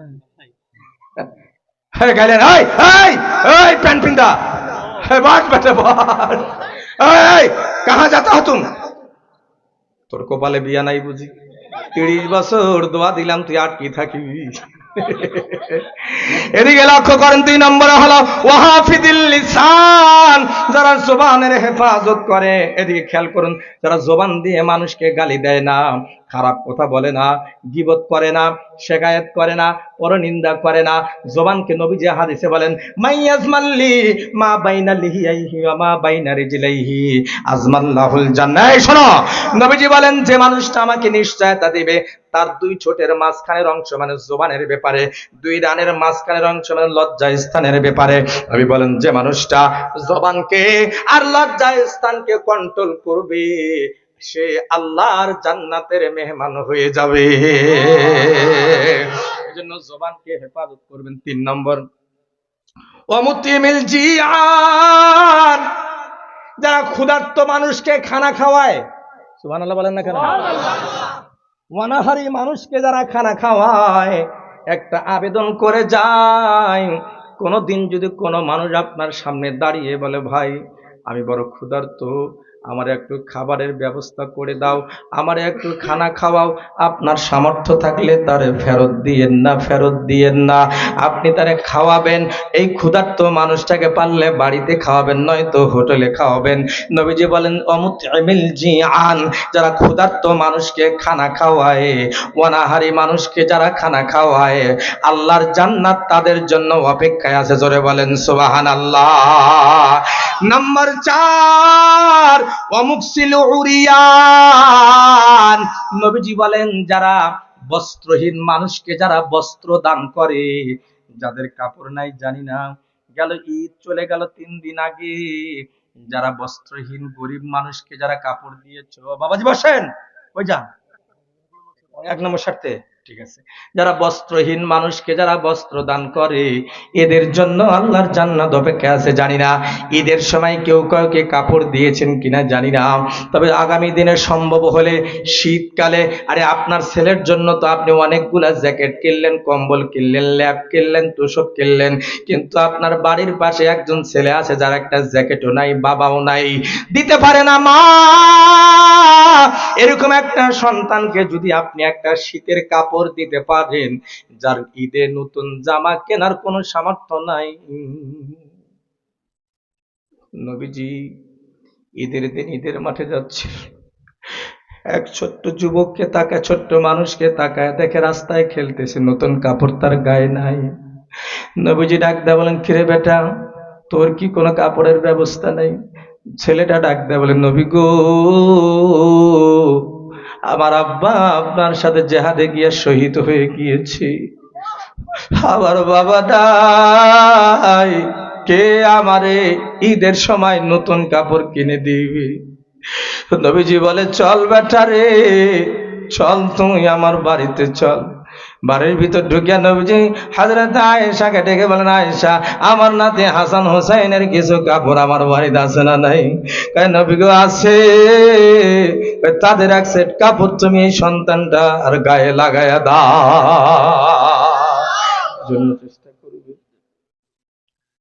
জন্য চেষ্টা করবেন বস্ত্রহীন মানুষকে বস্ত্র দিয়ে মুখে একটু হাসি ফুটাবার জন্য। পারবেন তো বলেন ইনশাআল্লাহ, পারবেন তো ইনশাআল্লাহ। নাম্বার 5 ওমান সাল্লা আলা হাবিবির রহমান। কেবলমাত্র আমার মূল আলোচ্য বিষয়ে আমি ঢুকতে আছি, কেবলমাত্র যে আয়াতে কারিমা তেলাওয়াত করেছি। নবীজি ডেকে বলেন ওমান সাল্লা আলা হাবিবির রহমান, যারা নবীজির উপর দরুদ শরীফ পাঠ করে, বেশি বেশি করে যারা নবীর উপর দরুদ পাঠ করে, আল্লাহর জান্নাত তাদের জন্য অপেক্ষায় আছে। সকাল বিকাল সন্ধ্যা নবীজি, এদিকে দেখো, আমল করার নিয়তে শুনেন। নবীজি বলেন মান সাল্লা আলাইয়া আশরান ফি আউয়ালিন নাহার ওয়া আশরান ফি আখিরিন নাহার নালাতু শাফাআতি ইয়াউমাল কিয়ামা। নবী বলেন যেই মানুষটা আমার যে উম্মতটা দিনের শুরুতে 10 বার আমার উপর দরুদ শরীফ পাঠ করবে, এর মানে ফজরের নামাজের পরে যেই মানুষটা 10 বার দরুদ শরীফ পাঠ করবে, মাগরিবের নামাজের পর যে মানুষটা 10 বার দরুদ শরীফ পাঠ করবে, নবী বলেন কিয়ামতের ময়দানে ইয়াউমা ইয়াফিরুল মারউ মিন আখি ওয়া উম্মিহি ওয়া আবি ওয়া সাহিবাতিহি ওয়া বানি,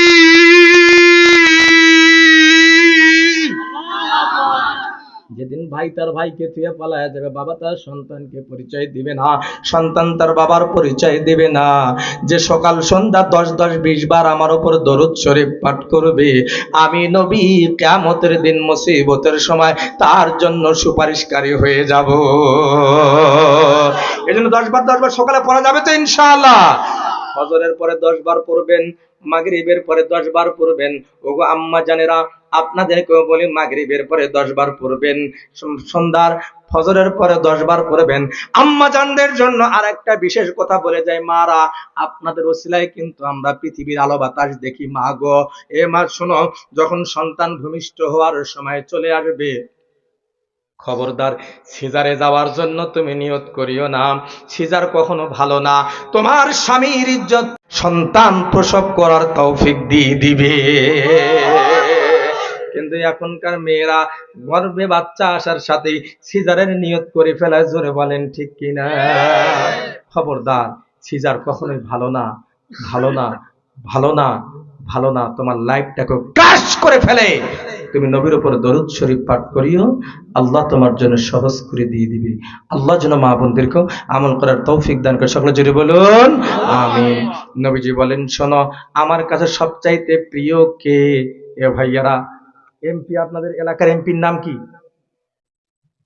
আব্দুল সালাম না? এমপির প্রিয় হবার জন্য খালি এমপির গোড়ত বারবার ঘোরে, এমপির সাথে ছবি তোলে, ফেসবুকে মারে, কয় লিডার। কথা বল না কেন? ওই এমপির সাথে এখন ছবি দেয়া কাছে, লিডারের সাথে আছি আজকে আমি। হায় রে লিডার, 5 বছর পর লিডার খাবে ফিটার। কথা বলে না কেন? ঠিক না? এমপির সাথে ছবি তুলিয়া ওই এমপির নিকটতম লোক বুঝাইতে চায়। নবীজি বলেন, শোনো, আমারও কিছু বন্ধু আছে, আমারও কিছু লোক বন্ধু আছে নারী আর পুরুষের মধ্যে। আমার কাছে সবচাইতে প্রিয় ব্যক্তি হলো সে। ইন্না আওলান নাসে বি আকতারুহুম সালাহ। নবীজি বলেন, আমার কাছে সবচাইতে প্রিয় মানুষ হলো সে যে আমার উপর বেশি বেশি দরুদ শরীফ পাঠ করে। এই জন্য নবীজির উপরে বেশি বেশি দরুদ শরীফ পাঠ করেন। আল্লাহ ডেকে বলেন, ইয়া আইয়ুহাল্লাযীনা আমানু সাল্লু আলাইহি ওয়া সাল্লিমু তাসলিমা। আল্লাহু আকবার বলেন। আল্লাহ বলেন, হে ইমানদাররা, তো নবীর উপর দরুদ ও সালাম পাঠ করো। আপনার মামলা আছে, মামলা কাটে না, দরুদ শরীফ পড়েন। আপনার রোগ দূর হয় না, দরুদ শরীফ পড়েন। মেয়েটার বিয়ে হয় না, বেশি বেশি দরুদ পড়েন। ছেলেটার চাকরি হয় না, বেশি বেশি দরুদ পড়েন। ছেলেটা পরীক্ষায় পাশ করে না, বেশি বেশি দরুদ পড়েন। আপনার অপরের সঙ্গে শুধু লাগেই থাকে, লাগেই থাকে, বেশি বেশি দরুদ শরীফ পড়েন। তার মানে যত মুশকিলাত আছে সব মুশকিলাত সহজ হয়ে যাবে। নবীজির উপর দরুদ শরীফ পাঠ করো। বড় দরুদটা না পারলে অন্তত ছোট্ট দরুদটা পাঠ করবেন, সাল্লাল্লাহু আলাইহি ওয়াসাল্লাম। নবীজি বলেন, মান সাল্লা আলাইয়া ওয়াহিদা সাল্লাল্লাহু আলাইহি আশরা। নবী বলেন, যে ব্যক্তি আমার উপরে একবার দরুদ শরীফ পাঠ করবে, আল্লাহ পাক তার উপরে 10 বার রহমত বর্ষণ করবে।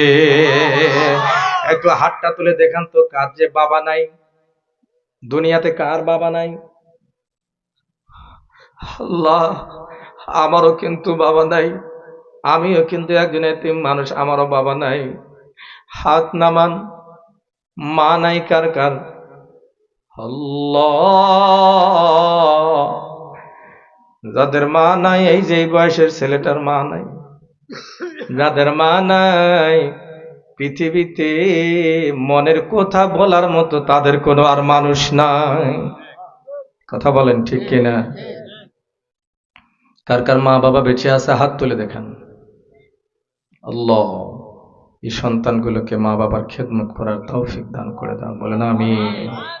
আমিন। হাত নামান, হাত নামান। মাঝখানে একটা কথা বলেছিলাম, মা বাবার মনে কষ্ট দিও না, মা বাবার মনে দুঃখ দিও না। আমি আপনাদের কাছে ছোট্ট একটা আবেদন করলাম, মা বাবা বেঁচে আছে বা বেঁচে নাই, অথবা আপনারা যারা আছেন, আপনাদের সবার কাছে একটা আবেদন করতে চাই। আবেদনটা হলো, আপনাদের এখানে একটা মসজিদ দেখলাম নির্মাণাধীন আছে, কাজ চলছে, আগেও দিয়েছেন।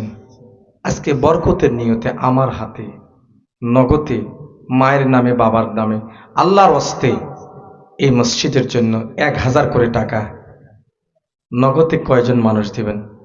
নারায়ে তাকবীর, আল্লাহু আকবার। এই যে একজন 1000, আল্লাহ তোমার এই বান্দার দানগুলা কবুল করো আল্লাহ। আল্লাহু আকবার। 30টা লোক দাঁড়ান তো, 1000 করে টাকা। 30টা লোক দাঁড়ান তো, এখানে 1000 করে টাকা। আল্লাহু আকবার। আলহামদুলিল্লাহ। এটা নতুন টাকা না? ঠিক আছে, টাকা ঠিক আছে তো, এটা নতুন আছে না? 2 নম্বর কি তুমি কি তাআলা ইব্রাহিম ওয়া আলা আলি ইব্রাহিম ইন্নাকা হামিদুম মাজিদ আল্লাহুম্মা আমিন। ربنا ظلمنا أنفسنا وإن لم تغفر لنا وترحمنا لنكونن من الخاسرين। আয় আল্লাহ, তাকায় দেখো তোমার বান্দাগুলো এতক্ষণ পর্যন্ত সামিয়ানার নিচে বসে রয়েছে। তাকায় দেখো তোমার বান্দিগুলো এখনো পর্যন্ত মহিলা প্যান্ডেলে অনেকে বসে আছে। আল্লাহ, আমরা যতটুকু আয়াত তেলাওয়াত করেছি ফাঁকে ফাঁকে আমাদের তেলাওয়াত গুলাকে কবুল করে নাও। আয় আল্লাহ, মালিক, আমাদের তেলাওয়াতের হাদিয়া টুকুনকে লক্ষ কোটি গুণ বাড়ায় দিয়া সর্বপ্রথম সোনার মদিনা নবী পাকের রওজা তাহারে পৌঁছায়া দাও রব্বুল আলামিন। আল্লাহ, যত মানুষ মুখে ইমান নিয়ে অন্ধকার কবরে চলে গেছে, আল্লাহ প্রত্যেকের কবরে আমাদের আমলের হাদিয়া টুকুনকে পৌঁছায়া দাও। আরে আল্লাহ, আমাদের যাদের বাবা নাই মা নাই, অনেকে মা বাবার জন্য আবার সাদাকায়ে জারিয়া করলেন মসজিদের জন্য। রব্বুল আলামিন, আমাদের মা বাবার কবরগুলোকে তুমি জান্নাতের বাগান বানায়া দাও। আয় আল্লাহ, মাইকের আওয়াজ যত দূর যায়, আমাদের ডানে বামে সামনে পিছনে যত কবরবাসী আছেন, আল্লাহ প্রত্যেকের কবর আযাবকে মাফ করে দাও রব্বুল আলামিন। আমরা যারা হাত তুলেছি, জীবনে যত গুনাহ করেছি, মেহেরবানি করে আমাদের গুনাহগুলোকে মাফ করে দাও আল্লাহ। গুনাহগার বলে তোমার রহমতের দুয়ার থেকে আমাদেরকে তাড়াইয়া দিও না। তুমি যদি মাফ না করো, আমরা কার দরবারে গিয়ে মাফ চাবো? আমাদের সবাইকে মাফ করে দাও।